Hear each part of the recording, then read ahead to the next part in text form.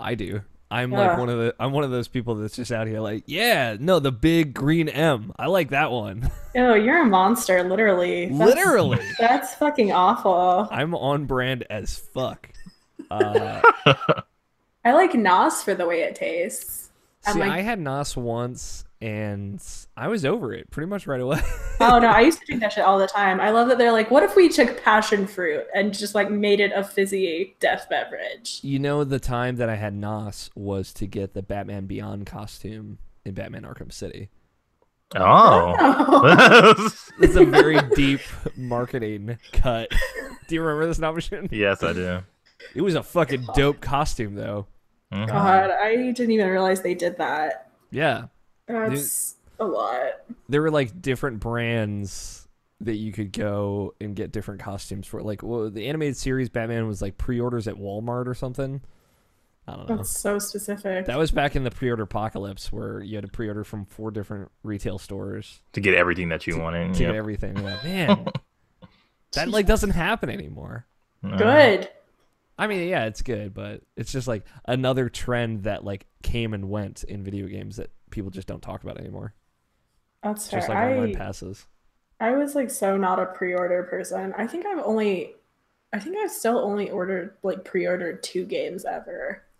I am down to pre-purchase digitally just so I could get that pre-install. Yeah, that's all that really matters. That's what really But I'll specifically do it like 2 days beforehand. Exactly. So like it's not something where they're gonna be like, oh, look at our pre-order numbers. We should do more pre-order stuff. It's like, no, this guy probably just wanted to be able to play it at midnight and not have to wait for it. Yeah, I've only done it with 1 game, and then I was like kind of disappointed by that game. So What game was it? Hellblade. Oh, you were disappointed by Hell? Oh, my heart.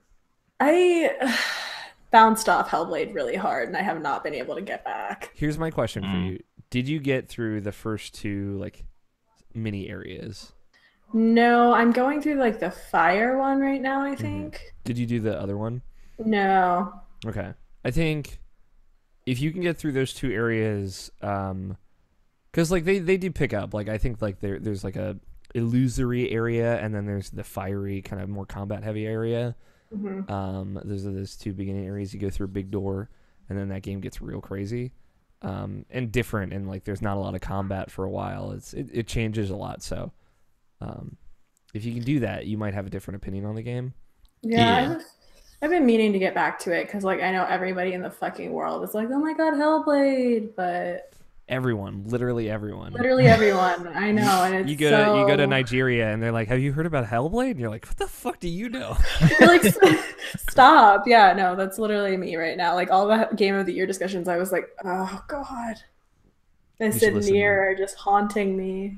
Yeah, I mean, I haven't finished we're Nier also either. we're in bonus content. Hey everybody, welcome to bonus content. We've been here for like 5 minutes. Alex, I'm here. Namshin's here. Caitlin, our guest, is here. And Scott and Tony will, I assume, Scott will be joining us later. I assume Tony will as well. But I figured since we had to start early, this week maybe we can do like a little extra bonus content, you know, do whatever. Caitlin, how do you feel about video games? Video games are pretty neat, Alex. I'm a fan. Yeah, I mean, they're all right. I've been playing. I'm excited to talk about it. I'm sad because I know you'll be upset with me, Nabshin. I've started my Yakuza journey in exactly the wrong place. Yeah, I see it on your list, and that's. Oh no. But like, I'm also very invested already. Like, I was like watching a cutscene. I was like getting emotional, like maybe like 35 minutes into this game, where it does just a fun thing about Yakuza 6. And I can talk about everything up through the first 4 chapters right now. It like starts with this totally off scene that I haven't even looped back around to yet. And then it gives you a combat tutorial, and then there's 40 minutes of cutscenes. Oh my god. And I'm just sitting here like chewing popcorn. I'm like, I'm along for the ride. Whatever's going on, this weird Japanese drama about this guy who like help sustain an orphanage. It's like, all right, whatever's going on, I'm here for it. And like, there's this one scene with this one kid and this conversation back and forth. I'm like getting like all sweaty. I'm like, oh, Christ, man, I haven't even played this game yet. So, video games are neat. In short, that was my response. You guys talked about video games on an episode of Fresh Off the Dome. Yes. What did you guys talk about? Because I'm a bad friend and I didn't listen. No, you're good. We were just talking about like video game articles in general. It's like the opinion based, just like our opinions on it and like what we get out of it, what we're kind of avoiding. And just like we had a really good, interesting discussion about, considering like me and Caitlin didn't really even know each other more or less. That was like the first time we'd like ever talked. That was the first podcast I ever did ever. Nice. So it was just a thing that we just did, and like it was just a really good conversation. We talked for like a good hour, just about like not judging, like taking someone's opinion and just like seeing how it affects like the general landscape, kind of like what input does, but like in like a more like concentrated based type of conversation. Sure. Caitlin, how do you feel about hot takes? Necessary evil is what I'm gonna say. Okay. Because I mean, everybody has it, everybody does it. I don't really like the fact that it's become such a like commodified like part of the industry of like, oh, your personality's got to be throwing them hot takes out, or else they're not relevant. Because it's like, maybe sometimes you let the take cool down, and maybe you think about it, and maybe you have like a conversation about that, or we could just throw out whatever we think about. That's cool too. Mm-hmm. Yeah, I'm just saying, Sonic Forces soundtrack's the greatest soundtrack in video games. I feel like it's not even hot at this point. That's just like an accepted industry opinion. It's a professional opinion. I should just make a breakout of that segment of our Game of the Year show and just like blast that on every social media platform. You should. Be like, hey, this is the new industry standard. I just want you to know, Nabishin, that George Cruz, who reviewed Sonic Forces for IrrationalPod.com, really liked that segment. Okay, at least somebody did, because no one ever got back to me about it. I've heard from a few folks that it was like both, like NATO fucking loved it. Like, of course he did. Yeah, but like NATO loved all of our Game of the Year stuff. He like got emotional when we gave him one of the most valuable guests of Irrational Passions, and I was like, well, come on, Scott. Like Scott said, you came to my house. We watched E3 together. The three of us cuddled up on my couch. So that's a thing that you can't take away from somebody. But yeah, I mean, I feel like that's just not a hot take. I would. What if I said that they were an unnecessary evil? I mean, I wouldn't disagree. I just like, I don't know. I feel like this whole industry is really getting built on, especially like on the YouTube side, it's all just getting super built on like this reactionary shit, and like I'm not here for it really. Mm-hmm. Yeah. I'm here for those big Final Fantasy VII, the making of history pieces that are out there. That's what I like. Yeah, well, oops, sorry, go ahead, Nabishin. Because it's like it's just like Caitlin saying. It's just like when I think about it, like I had like when I was in the middle of my somewhat meltdown that I'm still going through right now. Like I posted on Twitter about like my opinions on hot takes, and like I just like say I'm just fucking sick of it.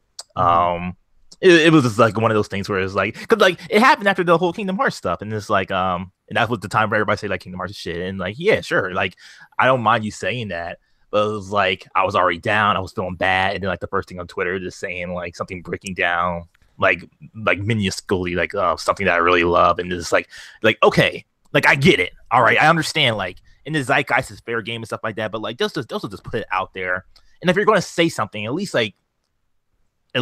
willing to have a conversation about it. Don't just like say just one thing, like this is bad, and just like end the sentence right there. Just walk away, and then like when I ask you about why you think it's bad, don't get defensive about it. Mm-hmm. So it's like I just want us to stop being like lazy about it, and just like if you want to say like you're like kind of like how like recently like not as a hot take or something like that, but like how you're your experience with Monster Hunter just kind of like devalued a little bit. You put out the reason why you felt that way before you actually said like, okay, my opinion has changed on this game like completely. Yeah, and like there was a narrative to that, and we'll get into it in the show. And I definitely want to talk about it with Tony and kind of bounce off and get his reaction to it. Because I bet like Tony probably had that one of those moments in his many years with Monster Hunter. And like that's why most of what I said was what happened and then how that made me feel versus how I feel with no room for kind of interpretation. Because I think it's way more fun and way more interesting when there's always room for interpretation.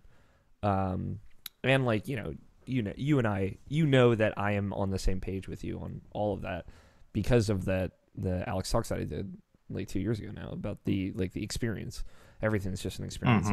And the thing about experiences is that they're unique to you. So it's just not leaving any margin for something to be different for someone else is just that kind of closed-minded shit is like I said in an interview with Quentin Hoffman that hot takes are a slippery slope to prejudice. And I still stand by that. Like I think that is like as soon as you are taking something on face value and then cutting your opinion off from any kind of introspection or any kind of deeper inner thought, you are creating a system where prejudice can manifest itself. And I think that's not cool. It just sucks that like video games so specifically or Twitter so specifically, which is big in video games, is like so circulated around that. And it's also a thing too, like it's one of those things where it's like just having the conversation can like actually like change your opinions about something. Like Kingdom Come Deliverance or whatever that just came out, and like someone put an opinion out there like, oh, like all these video game news sites are being fucked up about it because like a guy from Gamergate made that game, and like they specifically shouted out Waypoint about it, and it's like why they're not covering that game. And I was like, oh yeah, that is kind of shitty. Like it's kind of like their job to do it, but then like you go to the podcast where they actually talk about the reasons why, and like then it's like it makes sense. And like it totally makes sense because they validate what they're saying, and they're saying it in a way that only they can do it. And like, and it's not like they're giving up on talking about the game. It's just a matter of just like the timing, and like there was so many different factors of why they didn't have anything for that game when it came out, for like when the zeitgeist was the thing. So like they'll eventually probably say something about it, or they might just bounce off of it. Like, and that's what Austin and Danica and like Patrick just like were upfront about, like, hey, this is how we feel about it. We don't agree with this guy's stuff, but like it's still kind of our jobs to kind of talk about this and have a conversation about it regardless anyway. And even though we're not here to talk about it right now, this is where we're at, and we're just being open and honest with you about it. So the conversation matters, dude. Yeah, rip their mentions over that podcast though. Jesus fucking Christ. Oh, I don't look at mentions. I literally like woke up and like the first tweet I saw was one from Dialacina just being like, rip Waypoint's mentions. I love you guys. So like, of course I'm stupid. And I was like, let's go to Waypoint's mentions. Oh my God. I was something today. Yeah. I was like, I apparently want to be angry and hateful for the rest of the day because my God, like, and it's usually like, it's so shitty that they were rewarded for that transparency, which is people being like, you guys are stupid. And it's like, what? Like, yeah, I mean, like, it's also like in a position now where like I have a lot of plates spinning on a lot of different polls right now, which is fun as like the editor of the site, but like kind of paying attention to the things that we want to cover and the opportunities that we have. Let's say you were given an opportunity to cover Kingdom Come Deliverance or something else. It's like, well, let me highlight this thing by like a small independent developer over maybe highlighting this game by someone I don't necessarily agree with or that I don't want to project those views. Is like, I feel like making those decisions isn't also inherently bad either, because you are doing what you want to do, which is cover and highlight interesting things, and you don't have to feel guilty about it, right? Whether in some small way or some big way. So yeah, well. And two, like, who the fuck is going to Waypoint for coverage on every single game? Like, if you're doing that, you're stupid. That's not what they do. Like, go to IGN, like a normal person. Like everybody else. Yeah, Waypoint literally started because they were like, we want to have the discretion to like talk about what we want to talk about and like not give platforms to shitty people. So like you can't blame them for then being like, hey, we're not going to use our platform to give coverage to shitty people. Like, yeah. But you know, like that's people aren't even aware of that, and then they can just tweet whatever the fuck they want to tweet. Yeah. But I've been watching it. Here, let's. I'm gonna lift it up, bring us back up. I finished season 2 of My Hero Academia, guys. oh, Finally, God. years later, it seems. I've been like dipping my toes back into anime, and it has just made me hate myself so much. Yeah, but have you watched My Hero Academia? No, I've been watching like sports anime and like really shitty, awful gay anime that I hate so much. And I'm just like, let's bring it back. All right, let's talk about this awful, great gay anime. It's Citrus, and it's the worst thing that's ever happened to me, ever. I like hate watching it because it's so terrible. But I like can't look away from it, and I just need to know like the resolution so I can move on with my life. Is Citrus about the two sisters? Yeah, they're like, oh my God, I was so disappointed because all I knew when I started was that it was like lesbian anime, and I was like, perfect, sign me up, my shit. And then it's like they're stepsisters. Yeah. And Welcome it's like to anime. and it's like, and I was like, oh my God, fuck. And then on top of that, not only are they stepsisters, but there's just like multiple scenes of just like not being into boundaries, and it's like kind of rapey. And I was just like, Japan, why are you doing me like this? Like I just wanted to watch anime girls kiss and like not want to vomit, and you just really fucked me. But like, let me tell you, you watch My Hero Academia, you just feel good inside, and you feel like you don't have to just let your dreams be dreams. Maybe I'll try that. I've just been like, I really like the competition based animes. So like I love Food Wars because like who doesn't love weird hentai orgasms tied to food? Like it's my shit. And then also how I live my life. So yeah, I mean, yeah. And then I started watching Yuri on Ice, and I was like, oh, this is perfect. And then I finished the first season, and there's only one season, and I was like, wow, I need to go like lay down and die somewhere now because this is just I just don't have this in my life anymore. And I like Googled, I did like my little like, when's the next season coming out? And they were like, we don't know. There might be a movie. We're not really sure. And I was 2019. Like, bye. Yeah, and I was like, what? No. I mean that's another feel good anime though. I loved it, and then I was so sad when it ended. So then I watched it like 4 more times, and there's the truth. Can I recommend one if you haven't watched it yet? Oran High School Host Club would be a good one for you to check out. Okay. Is that like the sexy dudes? Because I think I've seen that. Well, stuff about it. I don't think I've actually watched it. There are sexy men in it. Yeah. Okay, I think I know what you're talking about. Okay, is that on Crunchyroll? I believe it's on Netflix. I don't know about Crunchyroll. Okay, well I got Netflix, so it's fine. All right. Yeah, we out here. I don't know why I waited so long, Nabishin. I'm a fool. It was so good. You know, honestly, that like last arc, the final exams of season 2 was like the best. So here I am now just dead, also dead inside, waiting for April to come for season 3 to start, but happy because it was great. My Hero Academia is very good. There's a lot of competition in that show. There's like a summer festival or a school festival. It's not necessarily a summer festival. And there's fighting, and there are superheroes, and it's also very smart, well-paced, and like satirical in all the right ways. It's like I would say if One Punch Man was more about like being a genuine superhero story, but that same kind of very smart satire is also worked in there to a lesser extent. Boy, shit, man. I don't know what's going on in the manga, but I bet it's great. Yeah. someone on Twitter, because I was like crying on Twitter about the fact that like I finished the newest season of Food Wars because I just can't catch a break with like the media I enjoy. And they were like, well, you could go read the manga. And I was like, what do I look like to you? Who do you think I am? A fucking nerd? She says as she hangs up her wall scroll. Yeah, seriously. You're not a fucking weeb. As I'm like scrolling through Crunchyroll trying to find more gay anime to like heal the hole in my heart. Like, So, like in the Crunchyroll search bar, gay anime, gay? like I may or may not have like a Google search history that's like me getting pretty deep down some lists of 25 anime characters that are gay, just being more and more frustrated.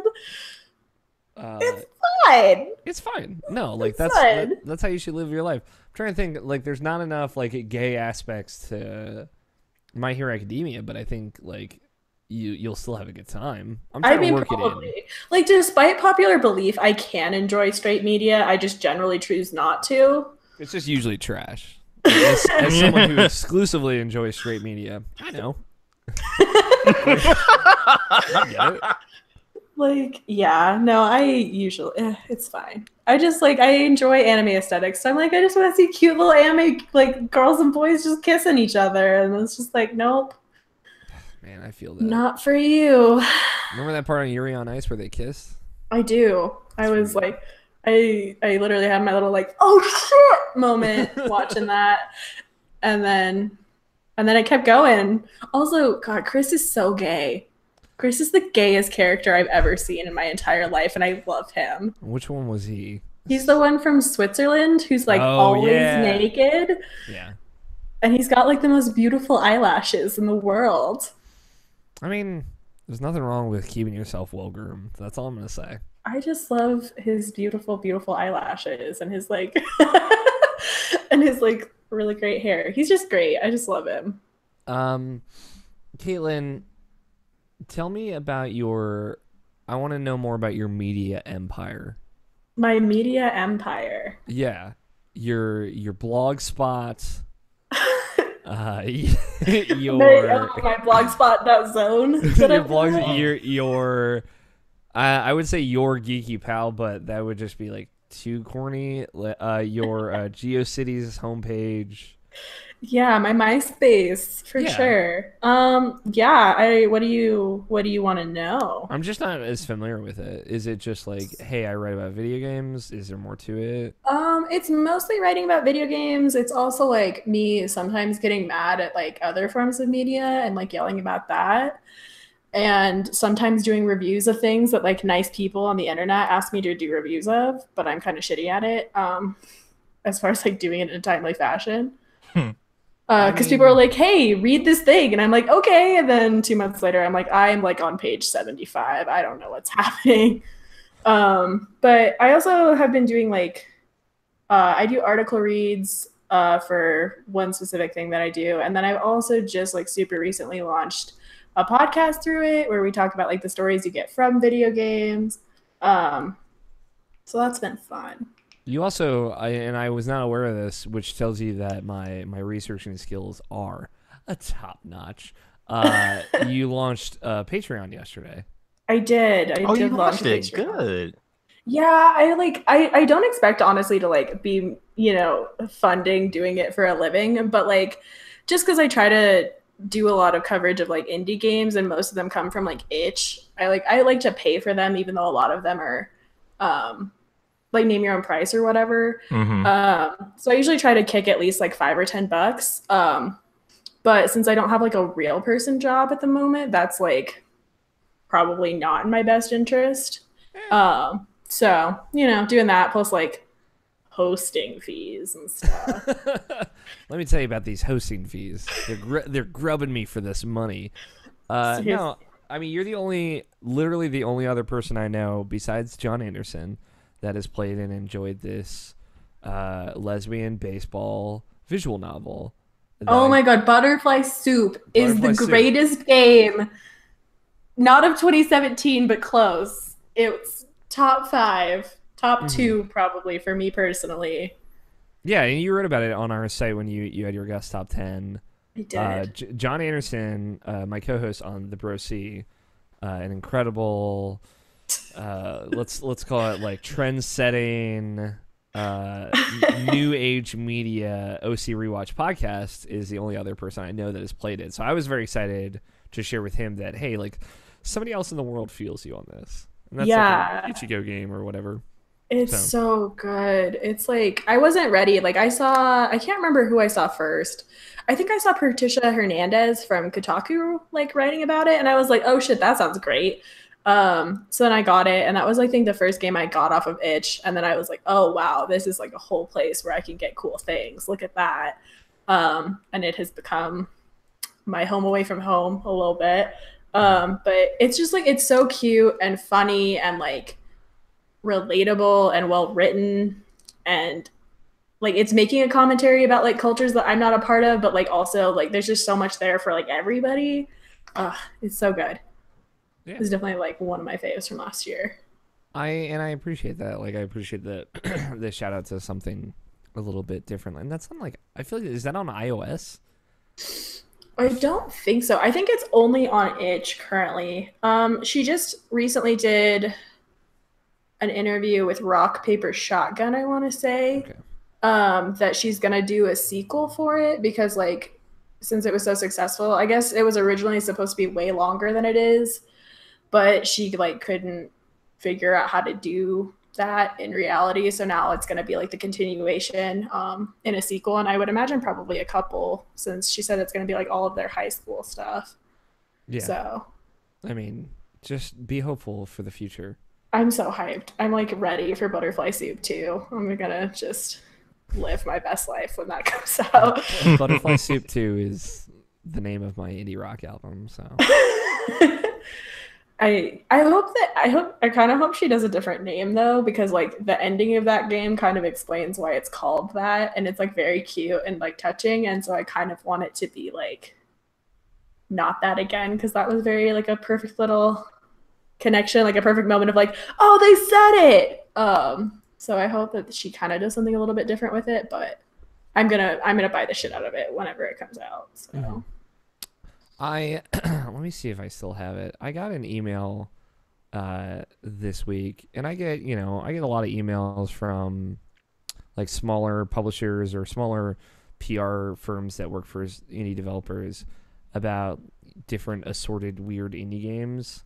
And one was, I guess, like the 5th in a series of like samurai boy dating games.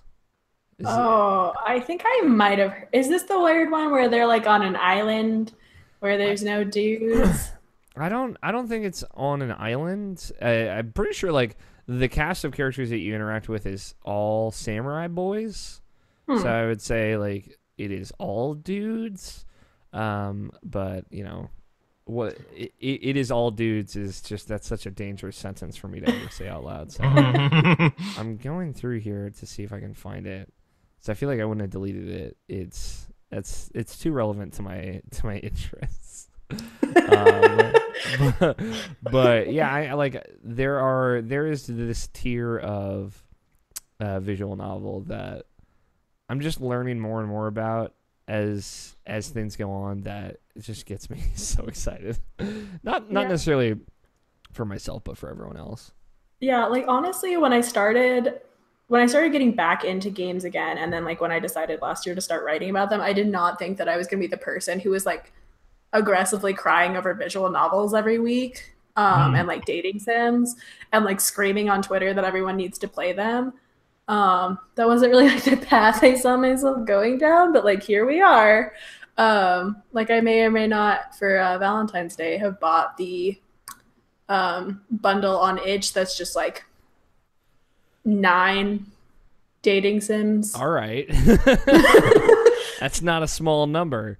It's not. The main reason I bought it was because there was one specifically that I wanted, and I looked it up, and like individually it was like $15, but it was in that pack, and the pack was like $6. And like I'm about supporting people, but also if I can get 9 sims for $6, I'm gonna pay $6. The game is called Hakuoki Edo Blossoms, If Just this rolls off the tongue. Yeah, just rolls right off the tongue. This press release I got. Oh, it's from Idea Factory. Okay, that makes a lot of sense. This press release I got was announcing 2 new characters, Sanosuke Harada and Hachiro Iba. It describes it as a romantic visual novel with these just pretty samurai boys. And I just... here, this is the description. This remastered telling of a beloved visual novel, Hakuoki series, is a continuation of Hakuoki Kyoto Winds. Focuses on the story set in Edo, the second part in this 2-part series. The young Chizuru, determined to find her father, will romance the famous warriors of Shinsengumi, which is a mouthful in its own word, through a series of engaging stories and dramatic events. Interesting. This is I love that they're like, she's gonna find her dad by banging hot samurai boys.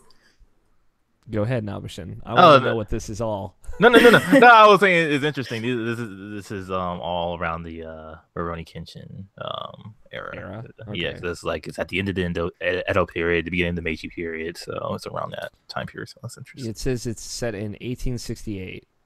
Yeah, that's around that period. So But when you said Sanosuke, there's a character in Rurouni Kenshin, Sanosuke Sakara. maybe it's the same guy. It's not the same guy, but I'm just saying. 12 charming bachelors, multiple endings, one true love. That's so many bachelors. That's a lot of bachelors. I've never seen a dating sim with that many options. This is relevant to my interests. It's the second part of a 2-part series. I didn't even know about the first part. It's on Vita. Oh shit, Vita lives. I've been fucking up my whole life. Well, if we want to bring you on for freelance to review this game, you just let me know, and we'll make it happen. All right, yeah, I'm down. I'll freelance review. I don't remember how to say any of the title. Hakuoki Edo Blossoms. Hot Samurai Boy game. I got it. I'm ready. Yeah, also phonetically pronounce a Samurai Lover Boy game. Yeah, this sounds all right. I'm just saying, like, there's a great tier of video games out there that are just great. Yeah, that was right open next to my Citrus tab, learning about that anime. So. Oh god, that fucking anime. Nabishin. Mm-hmm. What's up with you, man? How's life? Still hasn't been the best. Like, I did to say something a little bit real to you. Like, if we recorded like maybe 2 days ago, like before yesterday, if we did like a show or something like that, I would probably have to say like I don't think I could do this anymore. Just a podcast in general. Like I was like so sad and so upset. And then like because a lot of things is happening, and like it's just like, you know, just taking it one day at a time. But like it was just like a consecutive like my work not being great, and the personal involvements of my life that you know about is it's not all that great either. Like she just moved out like yesterday, so yeah, it's a sad thing for me. But anyway, but like what turned around for me in like the weirdest way, like I found the song online, like weirdly enough, and like it's just ridiculous. And the song, because that song is so ridiculous, it made me smile like in a way and laugh in a way like I haven't had in such a long time. Like I haven't laughed that hard since like the first time I saw like God, it was I think it was called Metal Gear. Yeah, it was not Metal Gear. It was Awesome Gaiden from Ego Raptor. And like that short was like a really like thing that like every time I heard it, I laughed like every time. And so like this music video is like kind of did that for me. Like I just listen to it and I laugh every time. And like even though work is like a shithole for me right now, like I go to work and it's like I just have a smile on my face the entire time because I'm just thinking about this song. So like I have an equalizer to my life now. So like I feel good now. I feel good in like the weirdest way where like I'm dependent on something that like that I just think about and remember, or I could just like put up on my phone and listen to again, just like laugh for a good minute, and then I could like take the rest of the bullshit that is everything else for the rest of the day. So, but yeah. I feel that. I mean, also like I was like I've literally been there before. So, Oh, I know, dude. I know. So, yeah, you're not alone, and if you ever need to talk, Yeah. But I'm trying to think. Like, I don't know if I've had a thing quite like that. 'Cause you showed me this song. I think I watched all of it. I don't even remember. And I had no idea what was happening. The thing is, you brought this up to our group of friends like this was like an established, known thing that you just hadn't heard of, but I had never heard of it either. I don't know what's going on. Apparently, it came out like 6 months ago, but like, it was that cowboy part, man. That cowboy part was like literally just like it drives me crazy. Like, it makes me laugh so much. And I think about it all the time now, and it makes me laugh. And I do it all the time, just like sitting here, just like listening. Just like playing Bayonetta or something like that, and be like, it's just such scary thing. It's so good. It's really good. It came out of left field for me, but like it was an experience going through it. It's just like from beginning to end, it evolves in so many different ways. But yeah, for me, I think like I talked about last year during this past few months during our Game of the Year show, like re-listening to podcasts has been a great source for me. And it's not like the same thing where it's like a kind of panacea where it's, man, like I just like needed a really good laugh. It's more of like a comfort food kind of thing of like feeling like you have company, but like not intrusive company. And you know what I mean by that, because I feel like we're similar in that like we value our alone time a lot. Yeah. So like, just sitting and listening to just like 6 straight hours of like 6 old podcasts that are just funny, and like the jokes, and sometimes you're saying the jokes along with what you're listening to, and it's not like the surprise factor. It's just like the kind of feeling like you're being wrapped around something that is comforting. That is usually a good solve for me. So I get that. Although, boy, that fucking cowboy music video. So what song is this? Because I feel like I also don't know what this is. You'll not know. I can almost guarantee that you've never heard of this before, but it is absolutely worth your time. I don't know if you've ever watched it, Nabashin, but one thing that like I keep on the back burner for me is Monster Factory. I don't if you've ever tuned into Monster Factory. I was like very hesitant to kind of get into it because they're pretty long episodes at first. But like once I watched my first couple, I was like, "Fuck, this is the greatest show on the internet." And that's Griffin and Justin McElroy on Polygon. They just make these horrendous. The thing about Monster Factory, and it's funny. Have you heard of? I think you've heard of Mikey Newman. He does the series Movies with Mikey. It's like a video essay series inspired like you might have showed me to him before, but inspired the B-list that Barrett did a lot. Okay, yes, I do know. He actually did a Movies with Mikey about Monster Factory. Even though it's not a movie, it is a internet like Let's Play series in a way. But like he said it really well in that Justin and Griffin are creating these horrid monstrosities and taking them through these video game worlds, but like there is like this affection that they have for their creations, this kind of like loving parenting affection that just makes those videos like this weird kind of multi-level enjoyable experience. So that I think is also a good pick me up. Or just like a fun thing to watch. That's a recommendation, not just to you, but to everyone watching.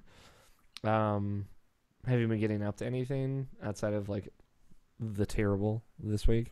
It's pretty much been like just video games. Like I'm playing like 2 of my favorite games of all time, and like that's all I have been playing. That's all I've pretty much been doing with my spare time. Like other than like hanging with my other friend Tony, like doing the Marvel thing every week, which has been great. And now like Robert Downey Jr. fucked that up for us, and now we have to watch 2 movies in a week now. That's what I was gonna ask, because you're watching the Marvel movies along with like the Kind of Funny guys, but now that Avengers has been moved up a week. Doesn't that fuck everything up? It kind of does. They're just doing 2 movies a week for like I think they haven't announced it yet, but like when they do Just it, like we'll one do it. week, right? Like they only Yeah. need 1 week to catch up. Yeah, it's not like it's terrible, but it's just like, oh man, you just fucked it up, man. Yeah, it's cool, but it's like, damn, we had this nice schedule laid out. I liked that little fun kind of Twitter promotion thing. It's just another thing to kind of be excited about. Like, oh, we're getting Avengers a little bit early. Exactly. We're gonna do a fun in joke about it too. How do you feel about Marvel movies, Caitlin? I have very mixed feelings about Marvel movies. Do you have a favorite and least favorite Marvel movie? My new favorite is definitely Black Panther. Mm-hmm. It is so good. And then my least favorite is definitely Thor: The Dark World. But Low-hanging fruit. That's all I'm gonna say. But yeah, Civil War is my next one, but okay. Which is like apparently a very controversial opinion. I feel like there are a lot of people that are generally indifferent on Civil War, even though I like actively don't like Civil War. I just actively don't like The Dark World more. I mean, I actively terrible. don't like Civil War either. It tears us all apart, Caitlin. God damn it. But no, I get that. During Extra Life, 2 friends of the show, Logan Wilkinson, Cameron Abbott, were in my car when we were going to pick somebody up from the airport. I think it was Trevor Starkey. That was. And they were just got into this screaming argument about Marvel Civil War. And I was just there, and I had to like shut it down. Like, all right, well, we're not talking about this anymore. Open the windows entirely, so it's just wind blasting. It's like, we're not talking anymore. Let's talk about something fun. But so there are opinions out there about Civil War. Yeah. I don't know. I mean, but how do you feel about Spider-Man: Homecoming? I liked Spider-Man: Homecoming a lot. I thought it probably was the best Spider-Man movie. That's my favorite Marvel movie. So. Yeah, it's definitely up there for me. Are we counting Logan? Does Logan count? I mean, that's not Marvel Cinematic Universe, which is what the framing of the question was. But if you like that movie, I love that. Yeah, because I never know if I can include that or not, since it's not technically like MCU. But it's all one monopoly now. Don't worry about it. Yeah, I thought Logan was like exceptional and like kind of showed what superhero movies like could be if we took them like seriously. Yeah, like what I said about Logan. He's like a friend of mine who doesn't really watch superhero movies, but has seen a couple and has had fun with them. For your reference, Damien Nobishin, as you know him. I said Logan is a good movie first and a superhero movie second. Just by secondary attrition, does it just happen to be like an X-Men movie? It's kind of more focused on its own story first, which is, I think, an accurate way to describe it. Yeah, well, I guess like that's what's kind of driven me crazy about the whole MCU is the fact that like there's this derivative like, oh, it's a superhero movie, or like, oh, it's good for a superhero movie, and it's like, bitch, like comics are good. Like comics have some really good, like deep, fucked up storylines, and so it's like very irritating to me that like comic book movies have become like this their own like kind of lesser subgenre of movie where people like don't have high expectations for them, and they're like, as long as they're fun, like it'll be fine. And it's like, I mean, I guess that's what people say about video games too. And I feel the same way about that shit too. Yeah, I'm like, what the fuck are we talking about right now? Because like there's that whole Atlantic article about video game stories from I guess like a year and a half ago now. Yeah. And I was like, why is everyone talking like video game stories are bad when I think video game stories are good, actually, actually. And like my friend Barrett Courtney hopped on that. It's like, yeah, like there are a lot of really good standout video game story.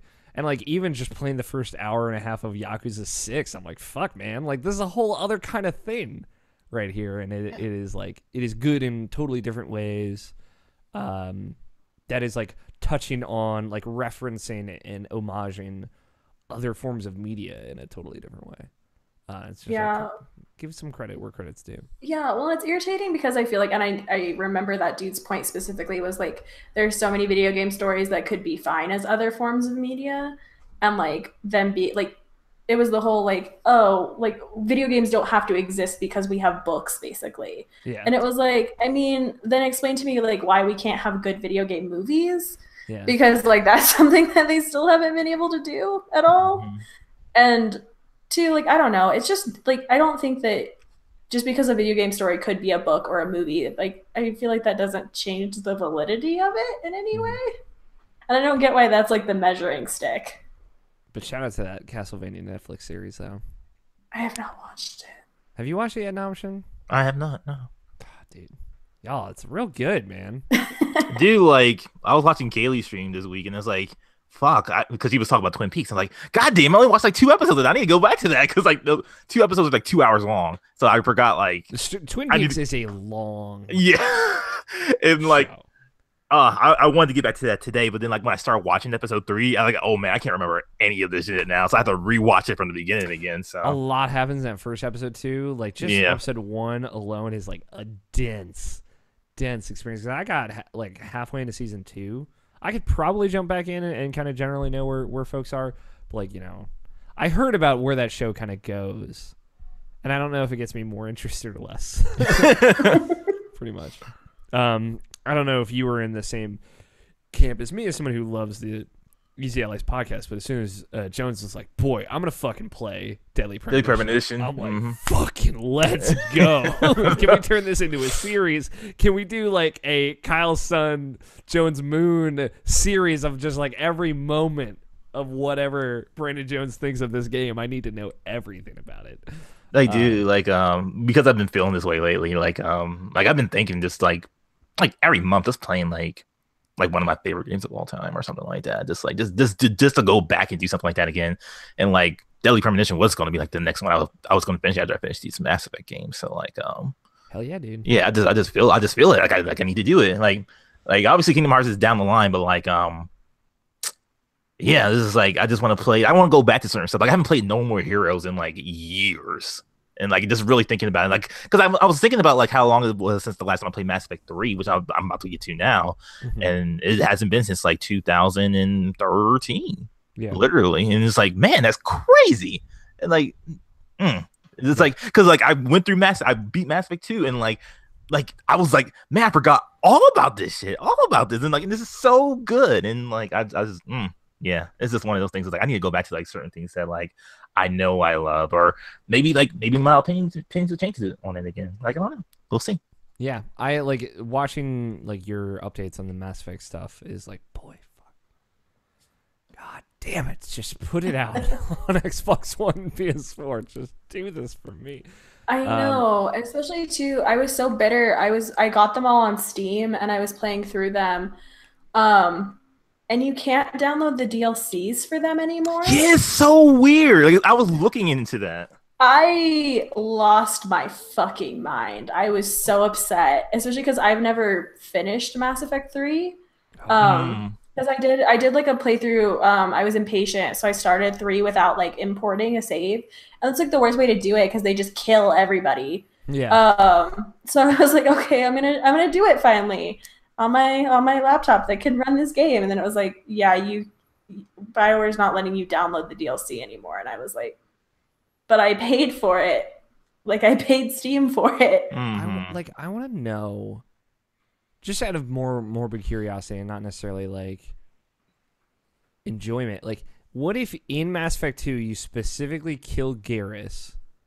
Like, what does that do to Mass Effect 3? That's a very good question, dude. Because like I was thinking about that too. Because like in like we talked about this. We talked about this at like when I was first started podcasting with you guys. Like what would Mass Effect 3 be if like certain things didn't happen? Because like you had like if Morton died, you could have like probably put mailing on it or something like that. His like his assistant that like tried to cure the genophage and fucked everybody up by doing it.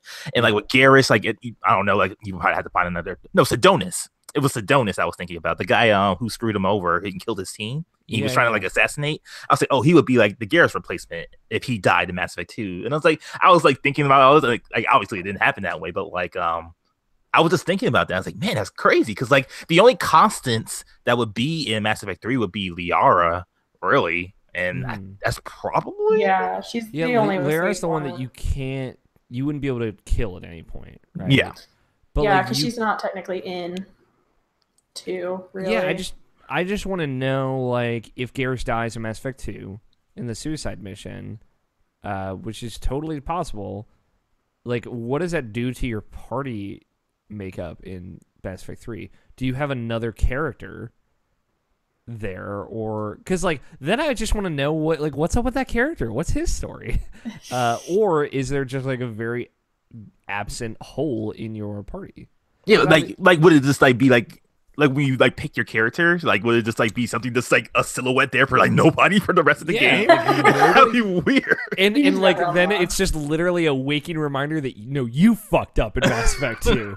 You've like this whole game is just a reminder of how you fucked up last time. But like also like what does that change any of the dynamics?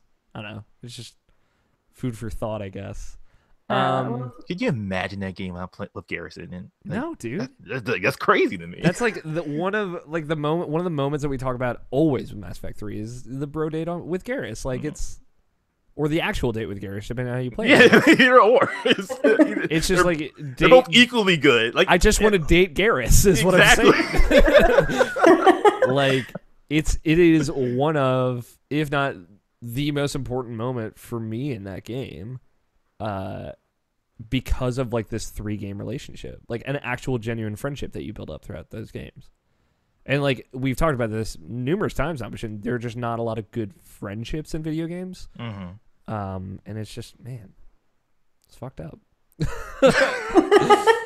Anyway, luckily we don't have to live in that world because we didn't fuck shit up. But yeah, I wish I had stuck my playthrough out longer to see if he was in it or not, because I don't think I got that far. So I don't even know if I just know everybody I like wanted to see was dead. Like Rex was dead. Yeah, Jack they kill dead. Rex in Mass Effect 2, like, if you don't import a save. Yeah, well, because they just do the whole BioWare. We assume that you would just not have anybody, and it's like, bitch, you should assume that I got everybody. Like, why do you hate me? Well, I mean, the reasoning is that like they are introducing new characters instead of bringing returning characters. Yeah, I get it, but I don't have to like it. It's weird because my first playthrough of Mass Effect 2 was without Rex. Oh. Very weird. It's a very weird history that I live.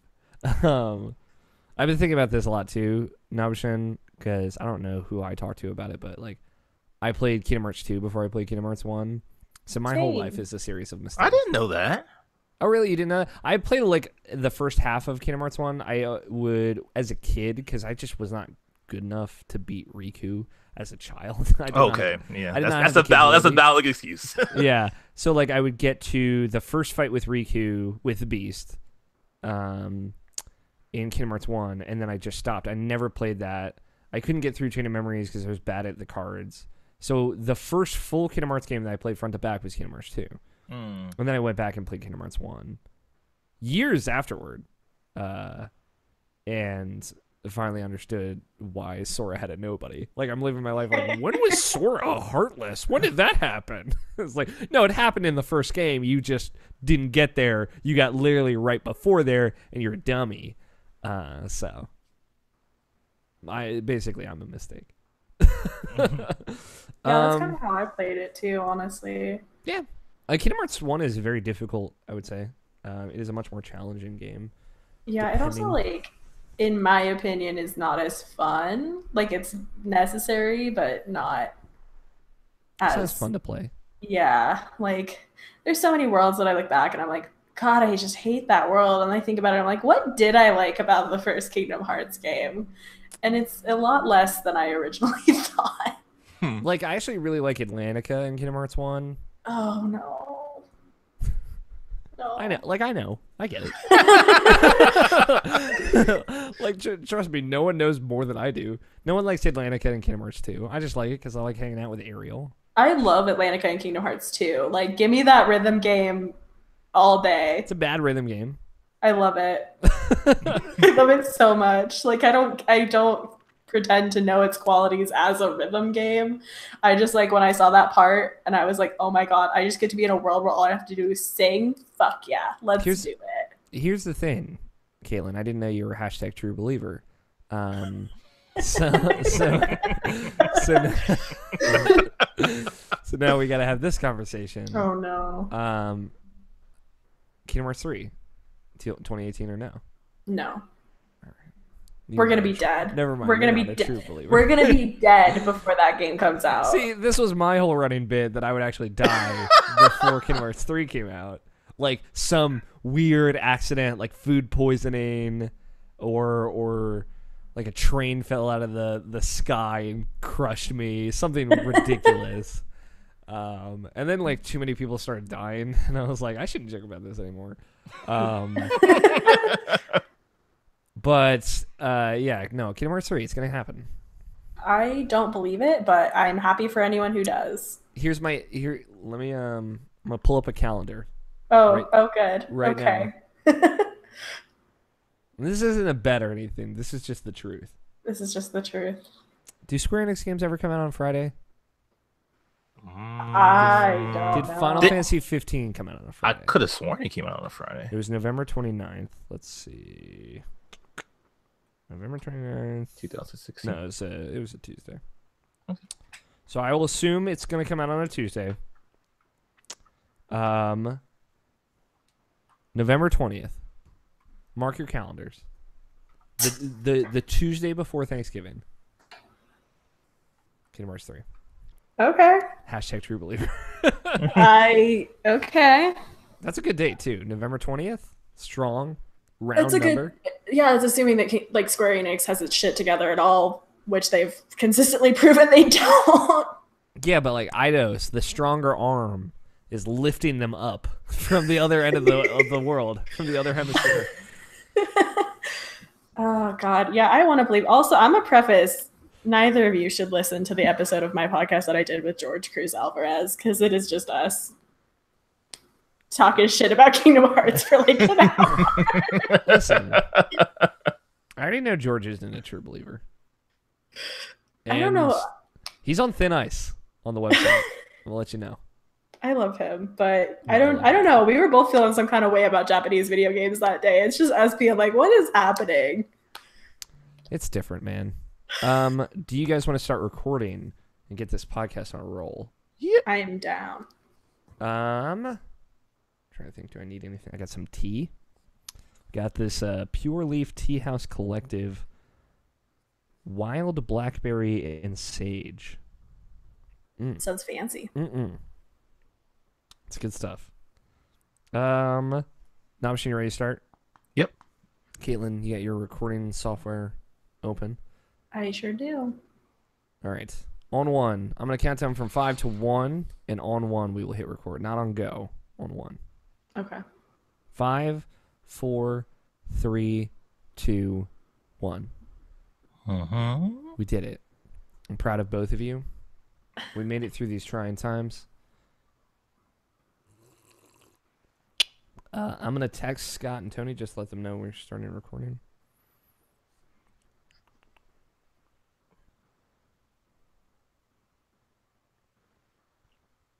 Oh my God.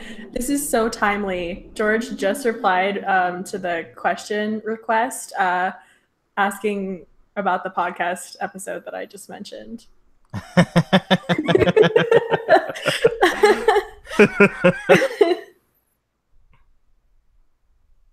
I see this now. Hater. I'll send out another tweet. Yeah, we were both drinking some haterade that day from what I remember. Just Japanese games in general? Kind of, a little bit, yeah. After George praised them all last year? We talked a lot about Kingdom Hearts, and then we talked a lot. I feel like I shouldn't be saying this. I'm like spoiling the episode, but whatever. And we talked a lot about Persona, and then we also talked about how like we wish that video games could be like sexy in a less shitty way. Yeah. I think it's gonna be a good episode. Okay. It's gonna be probably March or April, depending on if I can get my shit together, scheduling other people. I was gonna say it's probably a regional thing, but like no, America is just as bad. It's getting better, but Yeah. I feel like some European game developers are pretty good about it, making things sexy, or at least they're more open to an honest college try. America's just never gonna get there, I think. Yeah, we're shitty. We just don't know what sexy is. I'm just saying, if you ever need a guest. I'm looking to hit all of you all up. I got George, so now I just gotta snatch the rest of you little irrational passioners, and We gotta get Mike Burgess on this show. I'm excited. I'm excited for you guys to talk to him because he is a goober and I adore him. He's the new producer on our website. So, all right, let's get this baby cracking. It is Friday, March 2nd, 2018, and you are listening to the Irrational Passions podcast. I am your host, Alex O'Neill, and joining me this week, we have Brian Nobishin Jackson. He split Robin's arrow in twine! And special guest joining us is Caitlin Galiz-Rowe. I actually didn't rehearse that, so I hope I nailed it. Honestly the best I think anyone's done so far. So. Oh yeah, I murdered her shit. I first met her. I think George refused to try, if I remember correctly. I think he was just like, I'm just gonna say your first name, and I was like, that's fine. I could have said Galiz-Rowe. I pronounce it Galiz. It probably should be pronounced Galiz. I can't even be picky at this point. So you're saying that I did fuck it up. Okay. I'm saying you gave it the old college try, and I'm proud of you. Okay, thank you. Nobody else right now. We're in this weird purgatory state that, the other two hosts of this podcast might show up. We'll find out together. Caitlin, thank you for joining us. You were from Your Geeky Gal Pal, .blogspot.com. I believe is the official URL. You forgot the .zone, but yeah. Oh yeah, sorry. .zone.truebelievers.net. No, yourgeekygalpal.com, right? Yeah. For folks who don't know, who are you? What are you doing out there? Oh goodness. So I run Your Geeky Gal Pal, which is a teeny tiny little blog out there on the internet, writing about a lot about indie video games. I try to do long form criticism when I can, but I don't have the bandwidth to do it as often as I'd like. Mm-hmm. And then I also just talk about like random pop culture stuff when it suits me. Talked a little bit about Steven Universe and stuff that makes me mad about it. Going on with that. And also do a little podcast that we're just getting started on. Episode 2 just released yesterday. It's called Adventure Log, and we talk about the stories that we get from video games. And I think it's pretty neat. And yeah. It sounds pretty neat. You said weird. Do you have any co-hosts on the podcast, or is it just you? It's mostly just me. I get like random help from friendos off and on, but it's by and large a me production, and I just don't know how to like say that articulately. I feel like it sounds really so everyone like I do all this stuff and it's just me, and it's a little bit echo chambery sometimes. Listen, be proud of your work. Thank you for coming on the show. We had a great hour-long bonus content, just kind of talking about stuff. Talked about anime and kissing animes, mostly like same-gendered kissing animes, which, let's be honest, is kind of like the better quality anime that we're looking for. Not the one we were talking about.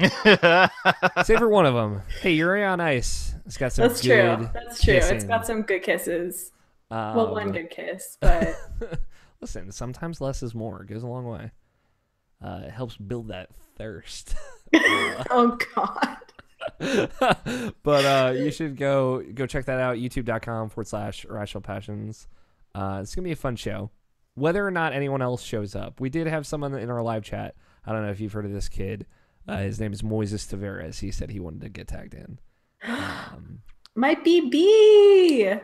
But I don't trust him. My sweet son. It feels like Moises is everyone's son. That's so weird, right? I mean, probably. I've just decided that he is at least my son. People can fight me for him. He's Cameron Abbott's son. Mm-hmm. He's got a lot of dads and moms out there. Probably Trevor, because he's the dad of everybody. I don't know. Except the only son I have is Roger Picorni. It's the only son I need.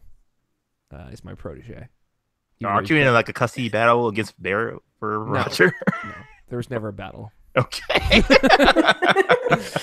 The only thing about Roger being my protege is that he's also better than me at everything. So it's a little conflict of interest there. We have a very good show lined up for all of you. We're going to be talking about video games and whatnot. Hopefully we don't run too long for you, Caitlin. We don't have to make you leave early or anything, but we'll see what happens. Just to get into some housekeeping real quick, there's a whole lot of stuff going on. First up, Irrational Passions is going to PAX. Wanted to kind of wait until we had all of our bees in a bonnet. Is that what Ducks in a row? Ducks in a row. Thank you. You bring me back down to my center.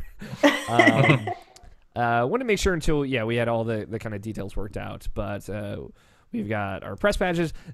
Very exciting. So it is going to be a 6-person team going this year. Myself, Jarrett Green, George Cruz, George's first PAX, Logan Wilkinson, and our 2 of our new contributors, Quentin Hoffman will be joining us. It's his first PAX, and Mike Burgess will be joining us. It is his first PAX. It is going to be a content machine. We're looking at doing some video content, some live streams from the hotel that we're staying at, or from the Airbnb that we're staying at. Video as in walking the floor video, or from maybe some direct feed video. Okay. Depending on what we have access to. Mike, our producer, he's good at editing on the fly, and we were talking about stuff of what is doable on kind of like a daily basis from the show floor. We're figuring it out. I don't want to make any promises right now, but I'm very excited because we have so many people going. It's the first time they've let more than 5 of us go, which is a really great opportunity. It is a 4-day event, and PAX East has never been 4 days before, which I found out about a month ago, and I started stressing about it about a month ago. So it is Thursday through Sunday, where it is usually Friday through Sunday. Is there a press day that they have an extra day for? So it's not a press day. It's still all public days. I don't know. Typically, they do a press hour Friday morning, the first morning, from 9 a.m. to 10 a.m. For just press. I don't know what's up with that now. I don't know if it's going to be Thursday. I don't know if it's still going to be Friday. I don't know if it'll be Thursday and Friday. We're going to figure it out. We're going to kind of learn as we go, and I am sending multiple emails every day, just figuring stuff out and kind of looking into opportunities. So it's going to be a big deal. It is the first weekend in April, April 5th through the whatever 4 days after the 5th is, the 8th or whatever. And like I said, we might be doing live streams of us talking about the things we saw every night over on Twitch TV and things like that, or archive videos or podcasts. We're still kind of getting our ideas figured out, but stay tuned. We'll obviously be kind of trying to announce them in the weeks ahead of time. But we are going. We will be there. Our place is booked. We're staying in a nice cozy place versus kind of cramped hotel rooms. We'll actually have internet, which is very exciting for me. And we're very close to the show floor, which is we've never been this close ever in my life. It's like a less than 30-minute walk there. What anniversary is this for you? So the first one I went to was 2013. So this was my 6th PAX. Well, technically it's my 5th.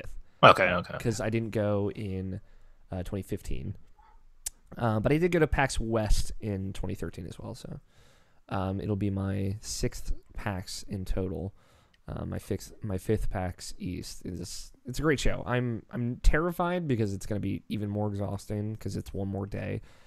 But I'm excited because we're going to do a lot of really, really cool stuff on the show floor. So you should go follow us at IrrationalPod on Twitter and whatnot to kind of get into. I think there's going to be a lot of hot Instagram content from the show floor.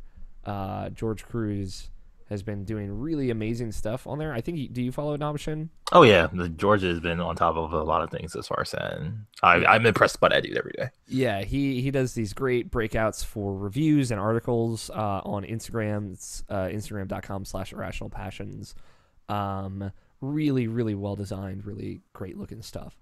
So please go follow us there as well. I think there will be videos and live streams and pretty much like anything you can imagine content-wise. We actually have the team and the budget and the resources to actually do it this year, so we are going to try and do it. And depending on how this goes, we can see how maybe PAX West will go as well, which we have not covered since 2013. So really exciting. Like we've been doing a lot of stuff over the last month or so, kind of getting ready for more stuff to happen. We had an editorial meeting last weekend talking about just like things that we want to do and things we want to make. So I'm really excited for all the things that we're working on.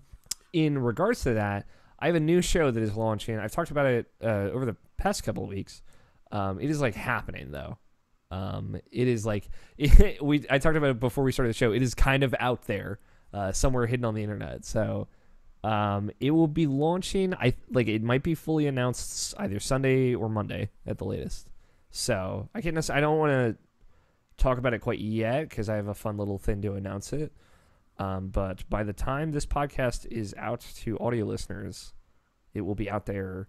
And the first episode of that show will be out within the next couple of weeks. So just stay tuned for that. It is a podcast that I've been working on for 2 years. So I'm really excited to finally just have it out there. And outside of that, some other housekeeping on the website. Plenty of new stuff to go check out.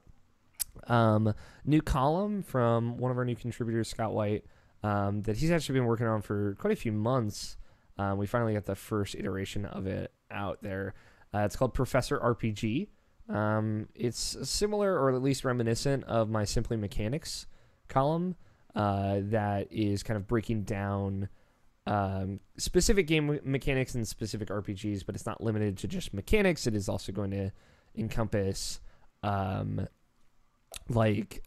story and narrative or aspects of RPGs that maybe you've heard of or are too intimidated to kind of jump into.